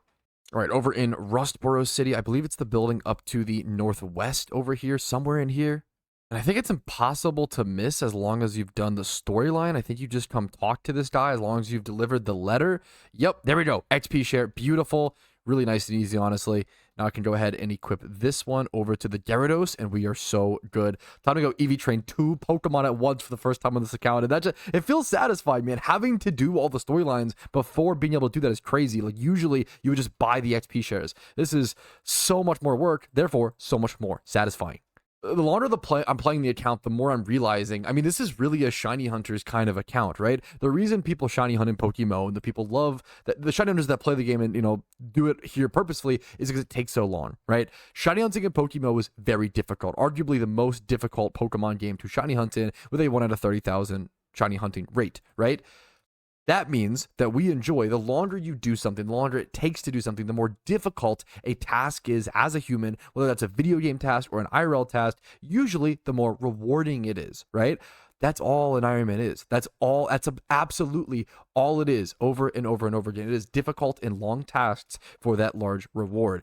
Let's go head over to Fuchsia and go attack EV Train over to the east of here, over by Nidorino once again. I've trained here a ton already. Just kidding, I lied. Actually, 1 second before, once again, Iron Man Thin's getting one step and have another. Instead of immediately going to go EV Train, I'm going to go try to grab a PP Max. There should be a PP Max on the square of land southeast of the waterfall. It also requires the item finder, which I do have. There should be one over here somewhere. Ah, I see. Apparently it's on this little tile over here. So one quick surf and then an item finder later, boom, a PP Max. I'm going to go ahead and use this. This might be a waste of one of the few PP Maxes I get, and it's going to be difficult to grind them in the future, unfortunately. But that's the cost of an Iron Man account. It's worth it for me, in my opinion, to just go ahead and use it on this Oddish. It would have been better if I got myself like a Smeargle or some sort of Pokemon that had better utility capabilities. But right now I'm using this Oddish, and I just need something. I need something with PP Max because I am doing so much training all the time, and that's going to save me a ton of time in the long run. Oh, I think I forgot to explain it, by the way, / didn't really explain it in detail. The reason I'm making or leveling up a Garchomp for this fight, well, number one, Garchomp's just very strong, because the stats aren't that good, right? Number one, Garchomp's just very powerful. That's step one. He evolves level 48. He actually will be pretty powerful and pretty usable in the Hoenn Elite 4 up to level 58 or so. The second thing is that's a ground type. I'm mostly relying on Gyarados for this upcoming fight. Gyarados has to do pretty much all of the work, okay? So Gyarados is 4 times weak to electric. We all know that. That's his biggest downfall, his biggest weakness. How do you counter that? You got to have a ground type switch. So if I can have a ground type switch for that, I can switch Gyarados into the ice type moves that Garchomp is 4 times weak to. Things should hopefully work out. I'm going to be hoping to use revives, X items, any cheese that I possibly can, and just take out the Hoenn Elite 4 with 2 Pokemon alone. I'm talking Garchomp and Gyarados. That's the whole plan, boys. Hopefully it works. All right, and here comes a pretty big moment. You really only get this once per account, which is really cool. This is the first level 100 Pokemon on the account. So my Blastoise is level 99 currently. I've been using it to level absolutely everything. It's 89 XP away, and boom, there it is. Level 100, my Blastoise can no longer gain XP, and this is the bad boy that I've used for everything so far, for so much of my initial storyline. He's been an absolute beast, so shout out Harry G. Leveling this Garchomp has made me realize that this Pokemon actually doesn't at all learn Earthquake on its own. It absolutely is one of those Pokemon that I feel like has the power level to where it should be in the moveset. But nope, you have to TM Earthquake on Garchomp. Sorry if that was obvious for a lot of you guys out there. That literally took me off guard. I was like, what? Really? Who would have thought? All right. That last horde got my Garchomp up to level 58, the max obedience level that I have right now over in Hoenn. Let's go ahead and go do the Hoenn Elite 4, officially completing the storyline within 1 day, man. Whew. It shouldn't have felt as hard as it has. That's what I'll say, you know. Yes, I've been doing this for about 11 hours straight now, but man, like 20-year-old Patrouski would have been like 11 hours straight and you're fucking tired of gaming. Try to triple that and then talk to me, you know? Like this, I'm getting old, boys. I'm 27. This is cooking me up. Let's head over to Elite 4 and get fully prepared. I'm spending copious amounts of Pokeyen on X items. I'm not gonna lie. I think X defenses and X special defenses to allow me to turbo set up and then heal up with my other things is my best chance. I'm gonna go ahead and pick up a ton of these. I'm sure I'll need these down the road throughout my Iron Man's journey. Let's just make sure I have multiple of these. I do not want to be caught sleeping without an awakening, be caught frozen without, an ice heal, a burn heal. We've had a few of those status effects recently. Revives, I have 0 of these. Oh, wow. Probably the powerful tool in your Elite 4 arsenal. I'm going to go ahead and pick up 8 of those. That is kind of a lot. I might regret buying that many at this point. I'm going to keep the 28k Pokeyen. That's one thing that I've been hurting on a ton. I need a Pokeyen source badly. Thankfully for the upcoming catch events, these Shuckle ones in the Safari Zone, so that one's not going to cost me too much. I have got to work on a gym rerun team or an Elite 4 rerun team, and the funny thing is I have to be able to catch Cyndaquil, but for Cyndaquil, I need Johto done. But Johto is one of the hardest regions to do in the entire game. We're gonna be in trouble, boys. We gotta figure out something, okay? We gotta figure out something and figure out something soon. But for now, we'll solve the Pokeyen problem down the road. Right now, let's just solve the Elite Four problem. All right, here's the final Elite Four team that I personally am rocking with. We've got Sturdy, Stealth Rock setting, Geodude. We've got King, my main Gyarados, who's going to go ahead and get a Leftovers right about now. Leftovers on the Gyarados.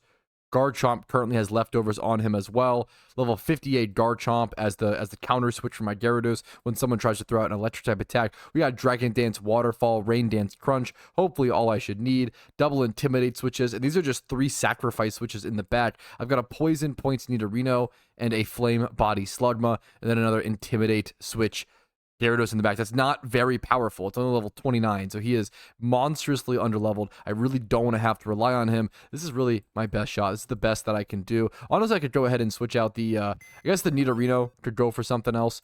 I've probably got some higher level mon over here, like level 46 Ursaring, or something that could do something a little bit more, I guess, than just a Poison Point sacrifice switch. We'll go with my level 41 Meowth. Get a little fake out priority action going on there. Don't think I have any powerful items for him, but that's maybe a Quick Claw. Quick Claw is always nice. But that's it. We are ready for the Elite Four.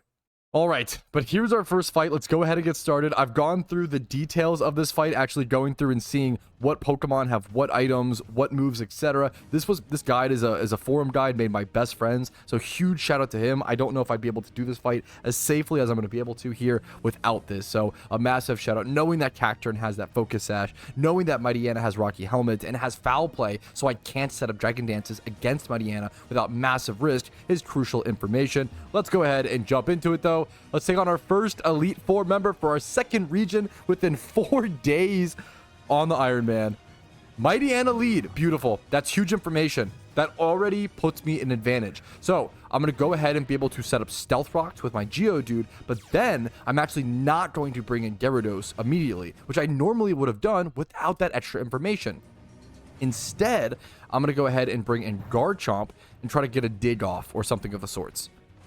All right, our Geodude goes down as planned. Let's go ahead and bring in Garchomp. I definitely should be outspeeding this thing, surely, right? I'm going to go ahead and go for Dig. I really would have preferred to have... I guess I could go for Dragon Claw. I was thinking this would be super effective, but actually it's not. What am I thinking? I probably can just go ahead and go for Dragon Claw here. He can foul play my Garchomp, but that's okay. He'll do, like, pretty good damage. This thing's base stat attack is, like, pretty high, but I'm not... I shouldn't be too afraid of it. Instead, he goes for a Fire Fang. It's a 10% chance to burn there. Thankfully, we dodge it. That would have been really annoying if he got the burn there. I'm not going to lie. We can just go for Dragon Claw. And the fact that this Garchomp is getting off 82% damage with a Dragon Claw with 0 X items, 0 X attack, zero attack boosted at all is beautiful. And that's what it's here for. Its job is to just do raw, perfect, amazing damage, unlike Gyarados, which is meant to set up and, you know, go a little bonkers on it. So I'm just going to go for Dragon Claw again. If I can get a little bit of chip on everything, but this thing is almost one-shotting everything. I should have expected an Ice Beam there. I probably actually should have switched. That was a misplay by me. I was a little greedy. Hopefully it shouldn't cost me too much, but I probably should have gone for the switch over to Gyarados and tried to set up right there at that situation. Instead, I can go ahead and just bring in Gyarados and start setting up against this. He's low HP. He has Crab Hammer, Crunch, Ice Beam. Probably just Ice Beams here for like decent damage, but it's not going to be hitting me for super effective. Yeah, I can just set up against this. I should be totally fine here. This should be... This is exactly what, as long as it doesn't freeze me, this is a perfect situation. And I'm looking at his Pokemon list. I think I should be able to one-shot everything with +3. The only thing I'd be mildly concerned about would be Shiftry. He's not very tanky, but I can't hit him for super effective at all. So I think that's going to be my... Cacturne as well. I guess Cacturne Sash, but Sash will be getting Breakdown. Beautiful. Yup, this is huge here. You see, if Cacturne... If I didn't get Stealth Rocks up there, Cacturne would have been able to go for a Thunder Punch against me here, which would actually be insane. But because I got Rocks up to break the Sash, I get to just one-shot him. Without Stealth Rocks there, I lose that fight right there, on the spot. I literally lose right there without Rocks. That's how important Rocks are. In comes Shiftry. I think Waterfall will just take this guy out. Yes, beautiful. 5 Pokemon down out of... I guess 4 out of 5. Sorry, excuse me. And Absol might go for a Sucker Punch, but it's inevitably going to get KO'd. There it is. Beautiful. Elite Four member number 1 taken care of. We have 3 more left and a rival. So there are 5 fights total in Hoenn. Moving on. Okay, and looking over Phoebe's team list, this might be the most difficult fight in the entire Elite Four. I'm not even kidding. She has a Dust Snore with access to Thunder Punch and Shadow Sneak. She has a Bayonet with Custap Berry and Destiny Bond, trying to sneak in a free KO there if you don't one-shot it. She's a second Bayonet with Calm Mind and Thunderbolt, so it can set up and confuse you on which Bayonet it actually is, and so you make the wrong play. There's another Dusclops with Will-O-Wisp and Pain Split and Seismic Toss Doll, and there's a Sableye with Fake Out, Foul Play, and Toxic.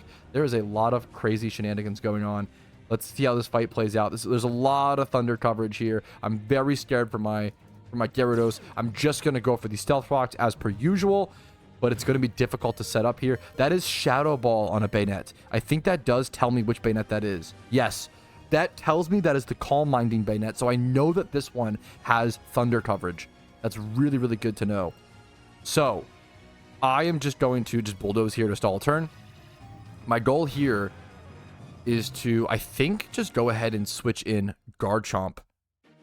Yeah, Garchomp is the best play here. Against this specific Bayonet, the special attacking Bayonet, I want to bring in Garchomp, weaken it, get it out of here, and then I'll end up bringing in Gyarados into the other Bayonet to allow myself to... There's a physical attacking Bayonet and a special attacking Bayonet.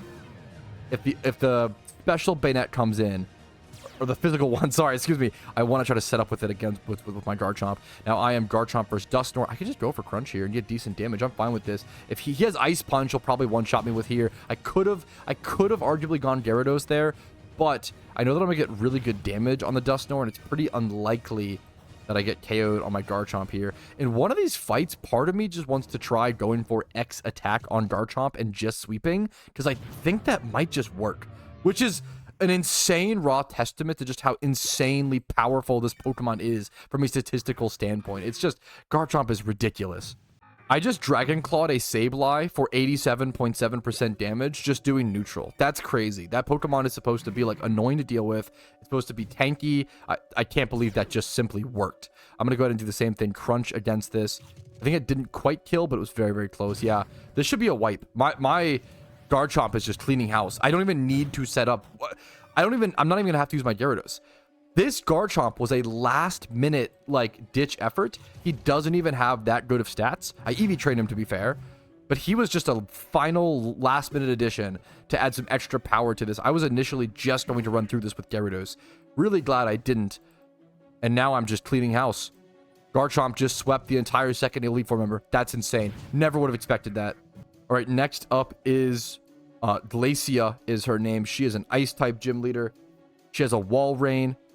She has a Frostlass with Thunderbolt and Destiny Bond and Focus Sash. She has two Frostlass, two Glalie, a second Frostlass with Blizzard and Thunder and Wide Lens, which is crazy. And then she has two Glalies, one with Super Fang Ice Beam, and then one with normal Gem Explosion. Ooh, so it's going to be a lot to play around, a lot of deciphering information, a lot of seeing what my opponent does. I'm going to go ahead and go for these. So we know this is the special attacking Glalie. That's huge. That's huge information. Ice Beam, Super Fang. This guy's moveset, Ice Fang, Super Fang, Snowscape. I think I'm going to go ahead and try to set up here. If this is special attacking Glalie lead, I think my best bet is to go ahead, bring in Gyarados, try to set him up now, and go bonkers. I don't get the damage reduction from Intimidate, unfortunately, but I think this is my best. I think this is the only Pokemon I can truly set up against. Explosion, Glalie could explode into me and obliterate me. Ice Beam's only doing 27%. Frostlass would... Oh no, not the freeze. Not the freeze of the ages. Do I try to thaw or do I play it safe? Do I really waste an Ice Heal here? That becomes a huge question. I think I go for it. There's a legit efficiency question there of, do you actually use Ice Heal or do you just try to unthaw and then use potions? Like, which is more? There's a math question there that I'm not equipped to answer. I'm gonna go for double D-Dance. I think double D-Dance plus rocks. The problem is two freezes in a row. You are kidding me. It's Patrouski luck. I gotta be used to it at this point. Now I have to go for the Hyper Potion. I'm running out of... I've used 2 items so far, and I haven't even attacked yet. 2 items are used up out of my 4. Ice Beam. I think I have to start trying to naturally thaw and just hope for the best. I don't think it's worth to use an Ice Heal here. The Super Fang is going to be frustrating. He can do 27% to me with ice beams. I'm still frozen. I don't know the exact percentage of unfreezing. I think going for this and going for potions is hopefully better, but this is really, really, really scary. I actually need as much HP as possible here. I'm going to energy root. It heals me 200. I could already lose. I'm at the 3rd gym, and I could already lose due to bad freeze RNG. That's insane. 2 freezes in a row is ridiculous. Do I go for the ice heal now and try to sweep with the HP that I have, or do I try to unfreeze? I think I have to, unfortunately. This is my last item. This feels really, really bad. Go for my ice heal. He goes for Super Fang, which is the worst possible outcome for me. I have 2 Dragon Dances up. This is really, really unfortunate. We go for the waterfall. We KO. Maybe I was being too greedy. I think I was. It's probably a misplay. Maybe I was being too greedy going for the 3rd D-Dance, and I should have just tried to sweep from the 2nd one. The thing that I was afraid of, though, was this exact wall rain right here. It was this exact wall rain. Now, he can only hit me with Ice Beam. So maybe, just maybe, he won't freeze. But if he hits a 3rd freeze, okay, we are in. We're in the game. We're in the fight. It's not over. It's not over. We go for the crunch. We call it there. I wonder if I should have waterfalled last turn for flinch chance, and like the chip damage is still enough to where it like eventually KOs. There's an argument there. Frostlash comes in. I think no matter what, I should be good here. Whether it's the... I think I should be good. I think now I sweep. As long as I can KO. I think Glalie dies. Wall Rain's what I was afraid of. I think going for the triple D-Dance was a misplay, and I kind of put myself in an RNG-heavy situation. I think we're going to make it, boys.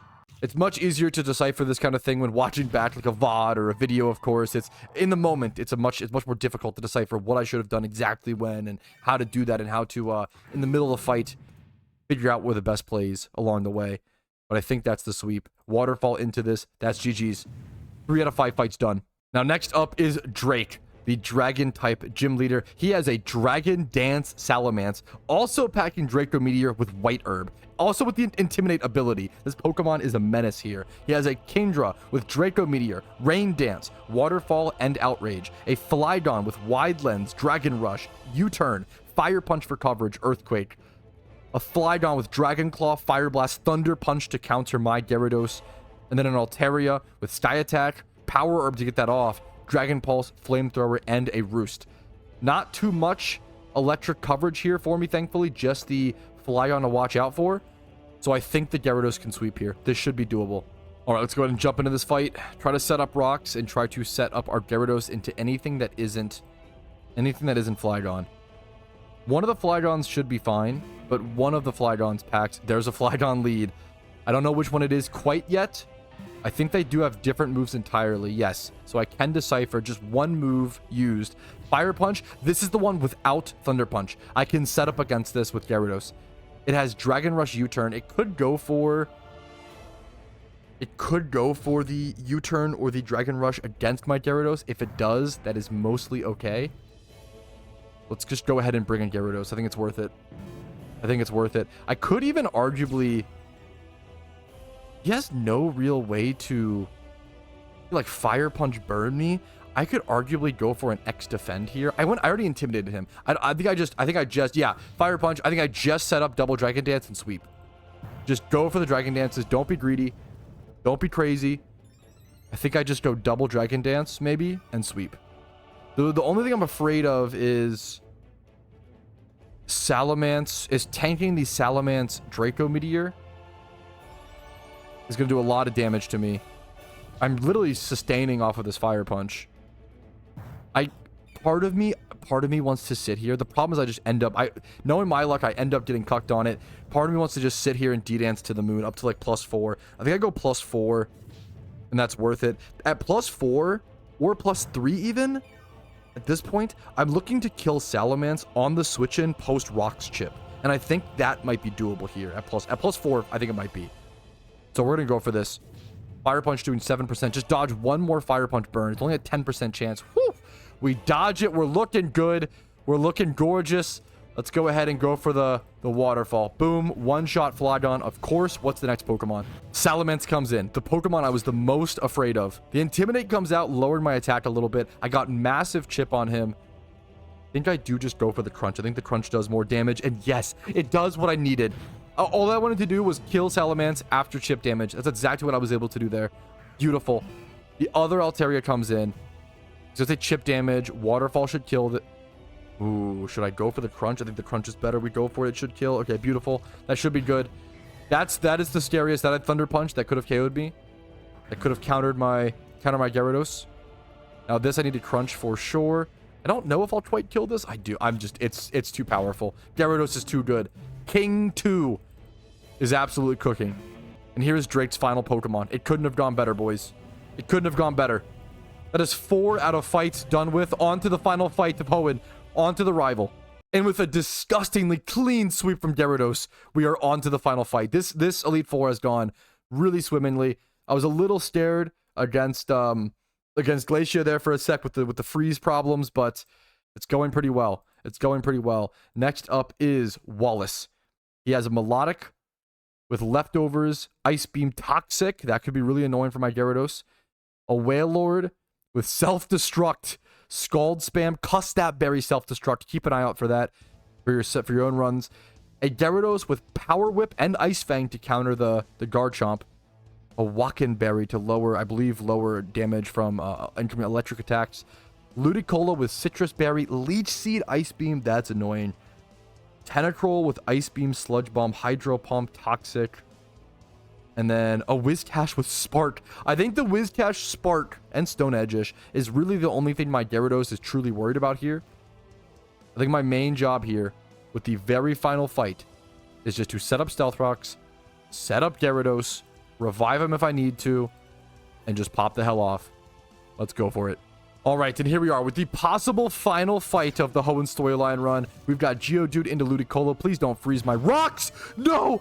Why does it? I've been frozen. I've been frozen 3 or 4 times. Wait, did I thaw? Did I insta-thaw? That's just, it's textbook. It's cinema. Absolute textbook for some Patrouski luck. If you don't know Patrouski luck, I am only either extremely lucky or extremely unlucky, and it evens out in the end. There is no lack of wackiness on this channel. Beautiful, beautiful plays. Okay, I think we can just go into Gyarados here, into King 2, and set up Dragon Dances and go for the victory. He has Leech Seed, Scald. He could go for Scald Spam. He could get a burn on me. He's switching immediately. He's terrified. He's switching immediately. This thing has Water Veil. It does not have... Is he going to try to self-destruct into me? No way, right? I kind of want to X-Defend. This is the last fight. This is literally the last fight. I'm going to X-Defend here, predicting he goes for a self-destruction like a madman. But if he Ice Beams, that's also okay. What I can do here is I can go X-Defend and do X-Special Defense. It's literally the last fight. What are the odds I lose? The only scary thing is I just used 2 of my items. So now if he crits me, things could get really, really bad. But now I'm unkillable beyond a crit. I can go ahead and set up a Dragon Dance. I think I go ahead and set up... I think I just go +4. I know it sounds crazy. I go +3 or +4. I'm scared of the freeze. I've already been frozen 3 times so far. I'm giving myself more abilities to be frozen. The more he hits me, the more RNG rolls you give. You have to factor that in. I'm going for +4, and I should be able to sweep from here. This should be GG's. This should be the entire storyline. This should be it. This should be Hoenn completed. No freezes. We're good. We made it to the promised lands. Crunch him up, boys. Crunch him up, Gara. The only Mon with an electric type attack on his team is Whiscash with Spark. And Spark isn't exactly a very powerful move to be afraid of. I go for Crunch. We should be good. Gyarados swept. Melodic, a notoriously tanky Pokemon. It's possible this doesn't die. Just kidding. Absolutely swept. See you later, mate. Ludicolo getting absolutely obliterated. And Whiscash getting absolutely laid down to rest peacefully because I like Whiscash. Tentacruel is getting fucking eviscerated, though. See you later, dude. And that is it. There it is. The final attack. 32,000 Pokeyen, 3,500 BP for the Iron Man accounts. That is Hoenn completed. I've officially done 2 storylines within the last 4 days. Not something I'm very good at in PokeMMO. Not something I notoriously enjoy, but I pushed through. I pushed through for a main account. I pushed through for a challenge, and I pushed through for damn good PokeMMO content. If you've enjoyed yourself today, please make sure to smash that like button. maybe click the subscribe button, go to the Discord down below, and if you want to go above and beyond and support the channel, YouTube memberships, Twitch Primes, Twitch subs, and PayPal/Venmo donations really do allow me to be here in the first place.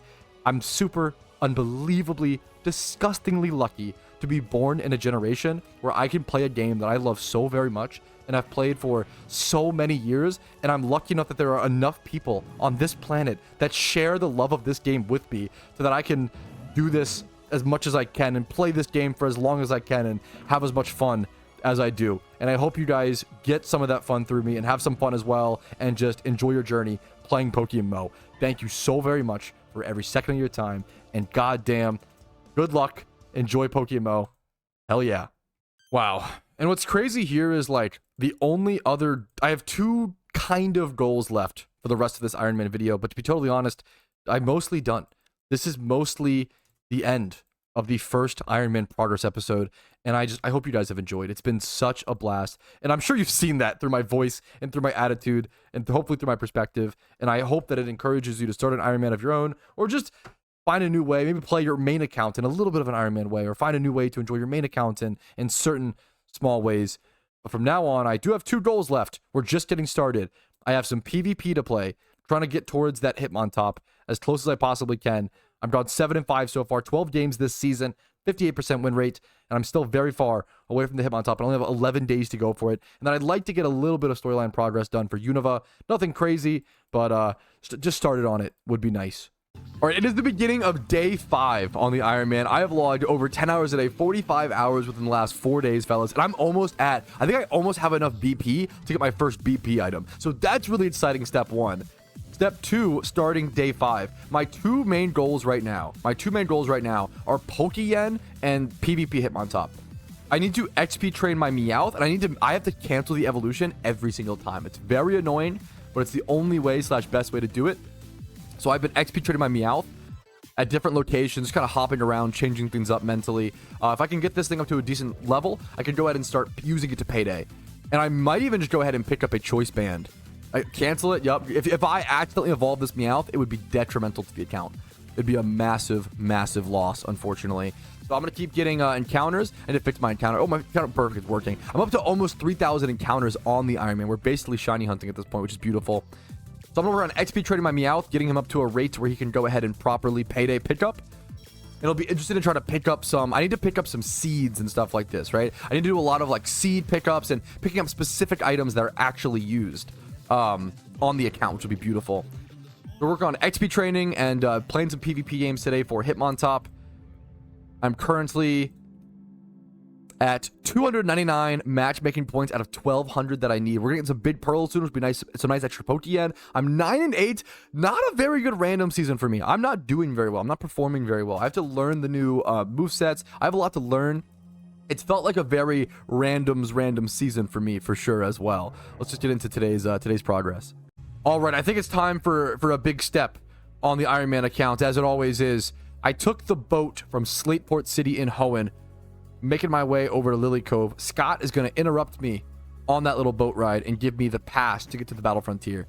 We are unlocking the... Can I just leave here now? We're unlocking Rest in Cabin number 2. This cabin number 2? It's got to be. Gotta be. But anyways, I'm making my way over to Battle Frontier, and we're gonna unlock number 1, the ability to spend my BP, which I'm very excited for. I take this here to Battle Frontier. Let's see. Beautiful, beautiful. Number 1, I just unlocked all the BP items in PokeMMO. That's huge. Number 2, what are you yapping about? Number 2, I unlocked the Battle Frontier to farm BP and earn BP.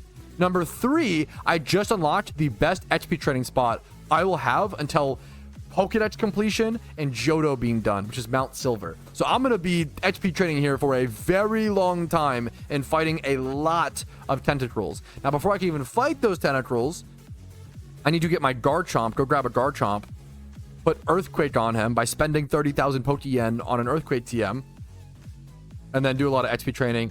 So I'm getting an Earthquake TM, putting on a Garchomp to let him XP train my Meowth so that then my Meowth can be high level, so that then I can go payday pick up at other locations so I can make Pokeyen. By spending Pokeyen to make Pokeyen, to Garchomp to Meowth, that's the Iron Man experience. All right, Battle Frontier location officially unlocked. I'm going to fly back over to Kanto really quick, go to the shopping mall and pick up an Earthquake TM. It's going to cost me an arm and a leg.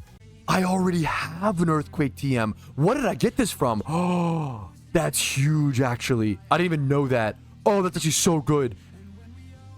Okay, that's huge. Earthquake on Garchomp. Absolutely massive.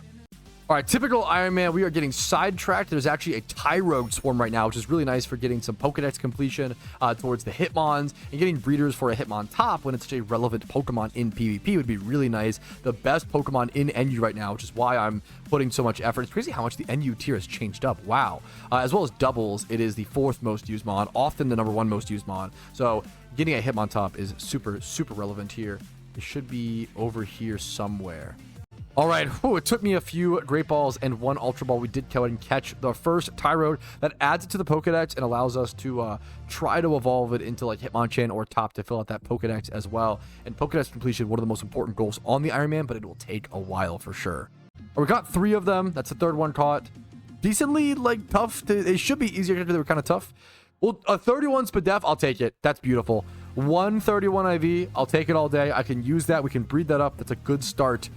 The top or Chan breeds in the future. Okay, we taught Earthquake to our Garchomp, caught the Tyrogues. Next up, I want to go see. I need to actually go to a PC really quick because this might be a big deal. I don't remember the exact number of how much it costs, but I have currently I definitely have enough because the other PvP games 9,300, but I can also claim free Mystic Waters, thank you, and 500 extra BP. That might be enough to buy a choice item. Is it 9,800 or like 89? It's really close. If I can't buy a choice item, I'm really close. I want to buy my first choice item on this account. One of the most powerful items in all of Pokemon. Choice specs, choice bands. That's breeding stuff.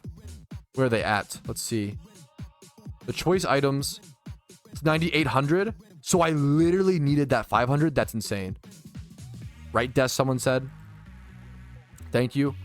This is a massive upgrade for the account. Now at some point I need to get all of this stuff.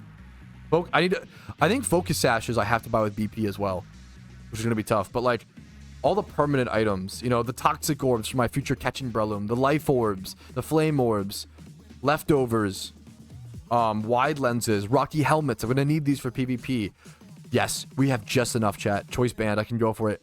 We have just enough BP for our first choice item on the account. I'm going for a choice band. Boom. We have 70 BP left. Woo! That's huge. Massive upgrade for the account. I can now go use this choice banded Garchomp, and hopefully, I'm hoping that I can KO Tentacruels here and XP train my Meowth. If I can, it's going to be I just upped the speed at which I can XP train dramatically, but I don't know for sure. Let's go test it. Alrighty, for those who don't know, this is the best XP trading spot in the game prior to Mount Silver. It's right to the east of the PC in Battle Frontier. I'm going to be spending a ton of time here. There's always a massive line of... This is channel 5, and there's this many people. Let's see if channel 1 is full. Okay, there's a lot of people here too. On every single channel, there's a ton of people. Let's see. I don't know if I can one-shot the Tentacruels with Garchomp yet. I might not do enough damage. But if I don't, that's okay. We'll figure it out. We'll just train him up. We'll XP train him before I can. But let's see. EQ. Cinema. We can one-shot. That's huge! I can now XP train. So, for reference, I was getting 2,400 XP at Marowak. This was 3,000. I'm now getting 600 more XP per horde. That's an increase of, at 24... That's a 25% more XP. But not... I'm also XP trading my Garchomp, and it's getting 600 more. So I'm literally getting 50% more XP here. That's insane. 25 to 50% depending on how you look at it. Massive, massive XP increase. Thank you, Tentacruel, for your XP farm. Yeah, something really funny that a lot of chat is looking forward to. I'm a very frugal, like, investor for the most part on my main account. I don't open any goodie bags, any Xmas presents. I sometimes open mysterious balls for content, but that's it. This account, I literally cannot sell them. This account will open every single piece of sealed product from an event. There's not even a reason to hold on to it. Like, everything will get... There's no investing on an Iron Man, right? Like, something very funny is if you play an Iron Man account, you get to gamble a lot more. Something to consider for all the degens out there who love opening product in PokeMMO. Just something to consider. I know this sounds so dumb, but I literally didn't think about it. That's so exciting. Dude, I can also use the choice band when I payday pickup. I know that's like kind of obvious to some, but that's a big deal. Like, doing enough damage with your payday pickup is hard to actually kill them on. That's so good. Being able to also use it not only to XP turn them out, but also use it when payday pickup is gonna be huge. We're officially 1/3 the way to the Hitmontop as well. 400 out of 1,200 points. We're 33% there. That's at 12 wins. That's not that bad. Wait, you only need 36 wins to get the... That's like really low if so. That's like not bad at all, actually. That's way lower than I would have expected. Yeah, to add a little extra to like really show how important payday pickup is. Not only like on an Iron Man account is payday probably gonna be one of your better sources of Pokeyen, it's also how you farm certain items. For example, you can go pick up rare candies and nuggets for more Pokeyen and sharp beak items, right? Over like payday pickup being on Route 17 in Kanto. Now these are not good money making methods, even though they sound really good. You just don't get that many per hour. These are not good money making methods on a main account, okay? But in 2025, they've been power crap. They used to be really good years ago. But on an Iron Man account, being able to go farm Mystic Waters, Red Shards, Stardust, Star Pieces, and having this guide made by, once again, the classic, the king, the mayor, best friends is like super, super helpful and super, super crucial. Being able to go farm Miracle Seeds, Silver Powders, any sort of held items that I may need, Ultra Balls. There's so many things. A big thing will be going and trying to payday pick up in like Unova or certain locations to get berries and seeds. That's how I have to start berry farming, by payday pickuping, getting a bunch of seeds, buying the things to crush them or extract them into the seeds, and then plant them. So berry farming is going to require a ton of payday pickuping to initially start that, which is going to be absolutely massive. So shout out to this guide. Is going to be... It's crazy how many interestingly in-depth text guides are going to be crucial to the Iron Man account.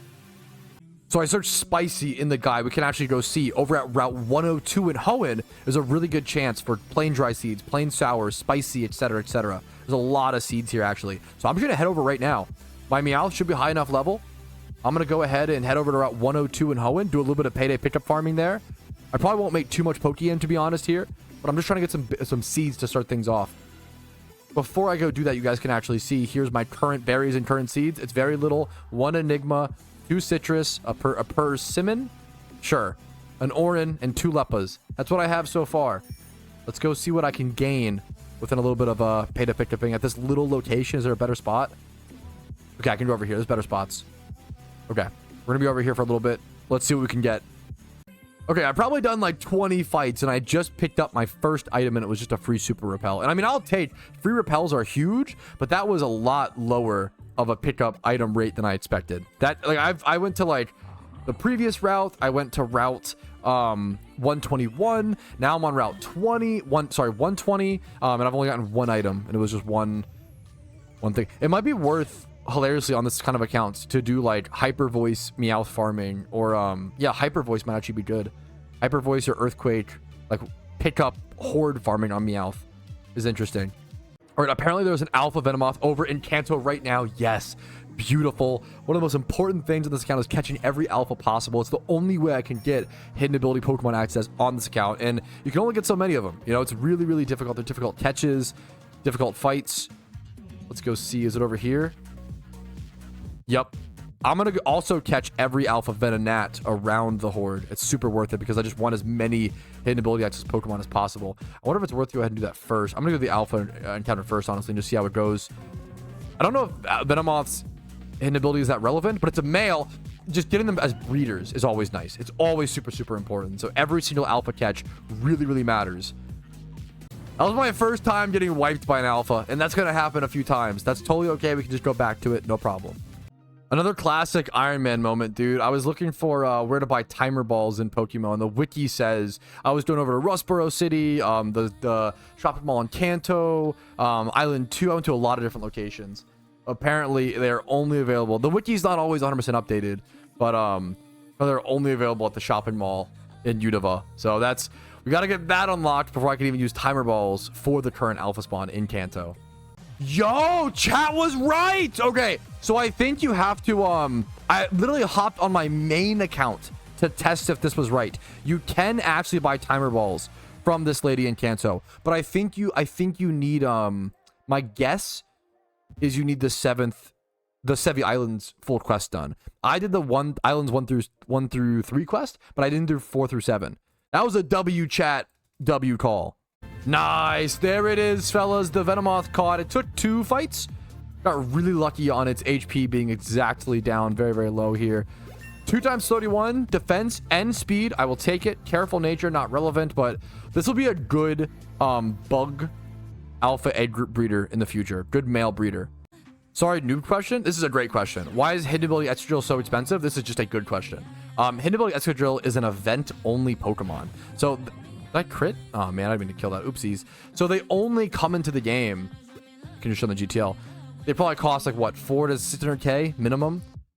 They only come into the game through the Lunar New Year event every single year. And it's one of the best PvP mons. Mold Breaker Excadrill to be able to set up Stealth Rocks through Magic Bounce Espeon is huge. That's true. They also might be in some Mysterious Balls. That's true.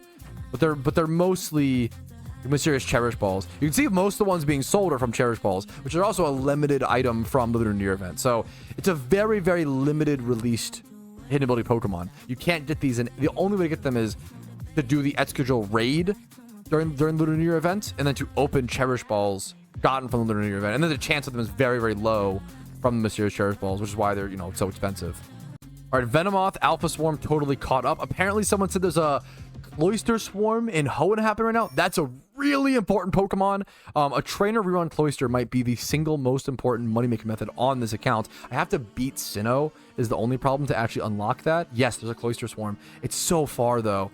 How annoying is that going to be to get to? I think it's worth it. I'm going to try to go catch some. All right, I actually killed 1 Cloyster. We caught this one. That's huge. Cloysters would be a good Cloyster would be amazing for a future storyline run. That's not really the ideal stats you need, but it's something. I guess we'll take it. Hopefully I get the 2 more. There should be 2 more Cloysters. They're spread a bit out. I'm going to try to get to all of them. See what I can catch. Alrighty, another Cloyster caught. No good Cloyster IVs, unfortunately. That's okay. Yo, what's up? My name's Patrouski, and welcome to the conclusion, the final part of Part 1, Episode 1 of my PokeMMO Iron Man series. I just put all the clips into the editor, and I cannot believe that it's almost 3 hours long. I literally didn't show you guys almost any of the Hoenn progress. I don't know how that happened. I guess I'm just too powerful at yapping. Apologies for that, but I hope you guys have enjoyed the episode. If you watched all of it, how do I even begin to say thank you? I hope you had fun. I hope it was good content. I hope it was entertaining. And I hope you grinded a ton of PokeMMO in the background while watching it on your second monitor. Now, I'd like to end every episode from this point forward, which will hopefully each episode will not be 3 hours long, but I'd like to end each episode knocking off the different goals we've completed. This is my current goals list. Every single goal that I have on the account, which I'm sure will get expanded over time. And I want to actually basically delete and drag goals down to something called the completed goals section. So slowly over time, this section will shrink and the completed goals will grow. So let's go ahead and get started. On terms of our tier 1 goals, our short-term goals, we did go ahead and get ourselves a payday pickup Meowth, a really good one at that. It's not quite level 100, but it's EV trained and it's almost there, and we'll be using it for the rest of our account. Now, I did not get a Catching Breloom or a Smeargle. That will probably be achieved next episode since we do have Hoenn unlocked. I can actually go for those. I did, however, get myself a good teleport Pokemon that I use all the time and some synchronized Pokemon on top of that. And I can't believe I did this, but I completed 2 storylines in this episode as well, both Kanto and Hoenn. I'm a big complainer when it comes to storylines, so I'm just really proud of myself, honestly, for pushing through on those. It is not my favorite piece of content in this game. Now, I did not complete Johto, I didn't start Sinnoh or Univo, or get 300k Pokeyen. I've actually been spending a ton of Pokeyen, but I did actually PP max a Sweet Scent Pokemon that I've been using a ton for EV training and XP training. And look at this, that is so many of the tier 1 goals already completed. I really did not expect to complete this many goals in the first episode. This is just way more than I ever could have asked for. Now on to tier 2 goals and tier 3 goals. It's unlikely I've done any of these, if many of them. Let's go ahead and go through. The free Ran was Pokemon. No, I'm working towards it. I hopefully should have that in episode number 2. The Trainer Rerun Cloyster. Nope, didn't get that. Gym Run Team. Legendary. Also might be a good goal to go for in episode 2. Let me know what goals you guys want to see the most down in the comments. Horde shiny, nope. PvP team, nope. Choice band, yes. We did get ourselves a choice band. I still have a choice scarf and specs to go for, but our first choice item was a massive upgrade. No single encounter shiny, no berry farming, no 1 million Pokeyen. And then just add a quick glance over, we obviously did not do any of our tier 3 goals. So our initial list has shrunken, and then here is our completed goals. This will be growing, and this will be really, really cool to see. This is like its own like tier of goals at this point. It's really important and really powerful to go ahead and log everything you do in a week or in a day or in a month, and just kind of take a second to reflect, smell the roses, because I think a lot of us, especially in the current society, modern society, we work really hard. We work really hard, but it still feels like we're getting nowhere. And sometimes in something as silly as a Pokemon challenge account, that's the way for us to regain that control a little bit and feel like we're making accomplishments, and to really make some accomplishments. If it's something you care about, no matter how trivial seeming it is, then it's important to you. And that means it is important, and you should do it as long as you're taking care of your bills and taking care of your own personal health. Go ahead and shoot for the things that bring you joy, like a PokeMMO Iron Man. I really hope you guys enjoyed watching this video. I had a ton of fun making it. If you enjoyed this video 10% as much as I enjoyed making it, I'm sure it will be a successful series. And I hope you join me next week, hopefully on Sunday, for episode 2 of the PokeMMO Iron Man Challenge. Once again, I encourage you to start your own Iron Man alongside this challenge, and I want to take this time to say thank you. Like the video if you enjoyed it, dislike if you didn't. Subscribe to the YouTube channel for PokeMMO videos every single day and Iron Man videos weekly. Follow me on Twitch for streams Monday through Thursday, where I stream all of this progress live. My Discord's linked down below if you're looking for a community that loves PokeMMO, maybe trying to sell some Ditto boxes, or see when I'm live streaming or when videos are uploaded. And if you want to go above and beyond and support my content, if my content has brought you enough entertainment, enough value, helped your PokeMMO journey enough, and you can afford it, the best way to support this month by far is with HelloFresh. If you're watching this video during the month of release, HelloFresh is a meal service where they send you ingredients, they send you recipes, they just take care of a lot of the mess and the stress for you. You can go ahead and cook some really tasty, beautiful meals for your partner, for yourself, have some leftovers, and have fresh ingredients at the same price as the grocery store, using the link in the description. If not cheaper, it's a really good discount.